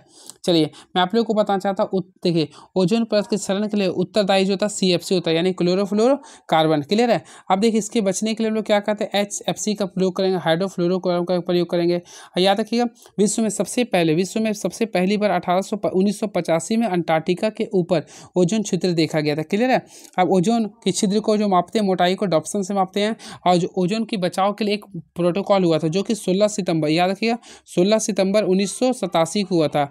इसी को बोलते हैं मॉन्ट्रियल प्रोटोकॉल बोलते हैं। क्लियर है? ये आप लोग का 120 क्वेश्चन, रीजनिंग के क्वेश्चन को मैं स्किप कर दिया था, देख सकते हैं आप लोग आंसर। क्लियर है? अभी मैं थोड़ा सा वीडियो एक काम स्टार्ट करता हूँ, थोड़ा सा लास्ट टाइम आप लोगों को करंट अफेयर का जो भी अपॉइंटमेंट है, जो मिनिस्टर है, अभी उस चीज़ को मैं शो कर देता हूँ।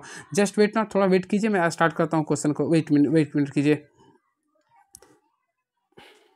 तो फ्रेंड्स, इस टॉपिक को आप लोग पूरे का पूरे क्लियर कर लीजिए, मेरे साथ आप लोग को बेटर होगा। देखिए, भारत के प्रमुख पदाधिकारी 2024-25 के लिए, देखिए, भारत की राष्ट्रपति अभी द्रौपदी मुर्मू है। क्लियर है? और यह दूसरी महिला और पहली आदिवासी राष्ट्रपति बनी है। याद रखिए, कहाँ के रहने वाले? तो उड़ीसा के मयूरगंज की रहने वाले। क्लियर है? इसका जो भारत की जो राष्ट्रपति बनी है वह 27 जुलाई को बनी थी, यानी कि 27 जुलाई 2022 को बनी थी। क्लियर है? चलिए, 15वां नंबर की है। विपक्ष का नेता कौन था? यशवंत सिन्हा थे। और उपराष्ट्रपति कौन है? तो फ्रेंड जगदीप धनखड़ है। जगदीप धनखड़ जो कि 14वें नंबर के हैं। प्रधानमंत्री तो आप लोग जानते हैं, प्रधानमंत्री नरेंद्र मोदी, जो कि शपथ कब लिए थे? तो तीसरी बार के कार्यकाल के लिए जो शपथ लिए थे 9 जून को लिए थे। आप लोग देखे होंगे पिछले वर्ष का शपथ ग्रहण, तो 9 जून 2000 कब लिए थे? तो 24 को। फ्रेंड्स आप लोग कमेंट बॉक्स में लिखिए, जब नरेंद्र मोदी ने जब तीसरी बार प्रधानमंत्री का शपथ लिए थे तो कौन से देश के लोगों ने आए थे? तो फ्रेंड्स मैं आप लोग को बताता हूँ, भारत के पड़ोसी देशों, आई थिंक आप लोग बताएं कौन सा संगठन के देश के लिए आए थे। मैं इतना आप लोग को हिंट्स कर दिया हूँ। कैबिनेट सचिव कौन है? देखिए, कैबिनेट सचिव है टीवी सोमनाथन है। विदेशी सचिव कौन है? विक्रम मिश्री। गृह सचिव है आप लोग को गोविंद मोहन। रक्षा मंत्री आता है राजेश कुमार सिंह है। वित्त सचिव आप लोग को अजय सेठ है। राजस्व सचिव अरविंद श्रीवास्तव है। अब देखिए, इंपॉर्टेंट चीज़ को मैं डिस्कस केवल करूँगा। CAG, देखिए, भारत का वर्तमान 15वें नंबर का जो कैग का अध्यक्ष, यानी कंट्रोलर ऑडिटर जनरल का अध्यक्ष है संजय मूर्ति। इससे पहले आप लोग का इसके पहले आप लोग कमेंट बॉक्स में लिखेंगे 14वें नंबर का कौन थे, शायद गिरीश चंद्र मुर्मू थे। क्लियर है। अब देखिए 28वें नंबर का CGA है, तो ये आप लोग का श्याम S दुबे हैं। वही भारत के मुख्य सांख्यिकी विद कौन है, तो राजीव लक्ष्मण करंदीवत है। अटर्नी जनरल, ये इंपॉर्टेंट है, भारत का अटर्नी जनरल कौन है, तो जिसका आर्टिकल नंबर 76 में जिक्र किया वेंकटेरमणि है। कौन है, वेंकटेरमणि है। इससे पहले कौन थे, KC वेणुगोपाल थे। क्लियर, इस चीज़ को आप लोग को मैं बताया था। भारत की सॉलिसिटर कौन है, तो तुषार मेहता है। अब मुख्य न्यायाधीश देखिए संजीव खन्ना के बारे में बताया था। अभी वर्तमान समय देखिए CGI कौन बने हैं, तो BR गवई बने। इस चीज़ को याद रखें, BR गवई बने जो कि 14 मई 2025 को शपथ लिए थे। इस चीज़ को आप लोगों को याद करना पड़ेगा। अब देखिए भारतीय लोकपाल के अध्यक्ष, तो देखिए भारत में प्रथम लोकपाल के जो अध्यक्ष थे वह पिनाकी चंद्र घोष थे, जो कि 2019 में बने थे। और फ्रेंड्स मैं आप लोगों को बताना चाहता हूँ भारत में जो लोकपाल का जो गठन हुआ था वह 16 जनवरी को हुआ था। 16 जनवरी 2014 को हुआ था। 16 जनवरी 2014 को हुआ था। और वर्तमान समय भारतीय लोकपाल का जो अध्यक्ष है मणिकराव खानविलकर है। मणिकराव खानविलकर है। क्लियर, इस चीज़ को याद रखिएगा। नेक्स्ट CDS, तो फ्रेंड्स CDS भारत का प्रथम जो CDS थे, यानी कि तीनों सेना का जो प्रमुख होता है, नौसेना, जल सेना, वायुसेना का जो प्रमुख होता है उसे बोलते हैं CDS। तो पहला सेना थे आप लोग का विपिन रावत, जिसका मौत हो गया था 8 दिसंबर 2021 में हो गया था। क्लियर है। अब उसके जहाँ पे न्यू अपॉइंट हुआ अनिल चौहान। कौन बने, अनिल चौहान, जो कि दूसरे नंबर के हैं। अब नौसेना के एडमिरल कौन है, तो दिनेश कुमार त्रिपाठी। वायुसेना के प्रमुख कौन है, अमरप्रीत कुमार सिंह है। और वही विवेक कुमार 27वें नंबर के थे। सेनाध्यक्ष कौन है, लेफ्टिनेंट जनरल द्विवेदी है। BSF का अध्यक्ष दलजीत सिंह चौधरी है। भारत के मुख्य चुनाव आयुक्त, इस चीज़ को याद रखिए, ज्ञानेश कुमार है, जो कि फ्रेंड 19 फरवरी 2025 को बने। इससे पहले राजीव कुमार थे। और मुख्य सूचना आयुक्त, तो मुख्य सूचना आयुक्त जो है आप लोग को हीरालाल सामरिया है। ठीक है। मानवाधिकार आयोग, देखिए फ्रेंड्स आप लोगों को क्वेश्चन आया था, तो आप लोग को मैं बताना चाहता हूँ मानवाधिकार आयोग के अध्यक्ष जो मेरा बुक में जो लिखा था, यानी प्रीवियस था क्वेश्चन का था वो, यानी 2022 का था वो, तो उसमें लिख रहा था अरुण कुमार मिश्रा, जो मैं आप लोग के बीच बताया था। क्लियर है। लेकिन अभी वर्तमान समय में आप लोग को बताना चाहता हूँ मानवाधिकार आयोग, देखिए लिख रहा है आप लोग का, तो मानवाधिकार आयोग का अध्यक्ष कौन है, न्यायमूर्ति राम सुब्रमण्यम। इस चीज़ को याद कर लिए, न्यायमूर्ति राम सुब्रमण्यम है। न्यायमूर्ति राम सुब्रमण्यम है। वही राष्ट्रीय चिकित्सा आयोग द्वितीय का अध्यक्ष कौन है, तो BN गंगाधर। क्या है, BN गंगाधर है।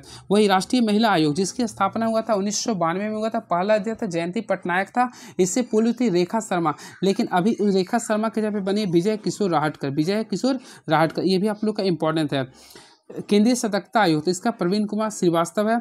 भारतीय प्रतिस्पर्धा आयोग का अध्यक्ष का रवनीत कौर है। हाँ, वित्त आयोग का अध्यक्ष, तो ये 16वें वित्त आयोग का अध्यक्ष कौन, अरविंद पनगड़िया है। इससे पहले मैं आप लोग को बताना चाहता NK सिंह थे, यानी कि इससे पहले कौन थे, NK सिंह थे। ये भी आप लोग याद रखिएगा।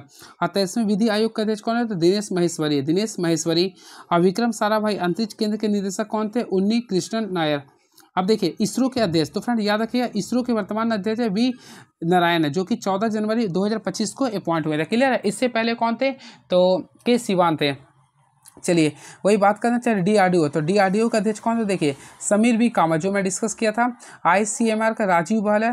राष्ट्रीय स्वास्थ्य प्राधिकरण के निदेशक कौन है, LS चांगसन है। नासा के मुख्य टेक्नोलॉजिस्ट है S चनरी है। मुख्य वैज्ञानिक सलाहकार है अजय कुमार सूद, ये इंपॉर्टेंस है। फिर देखिए आर्थिक सलाह कौन है, अनंत नागेश्वर, ये भी क्वेश्चन आ सकता है, अनंत नागेश्वर है। सुरक्षा आयोग सबसे इंपॉर्टेंट क्वेश्चन है ये।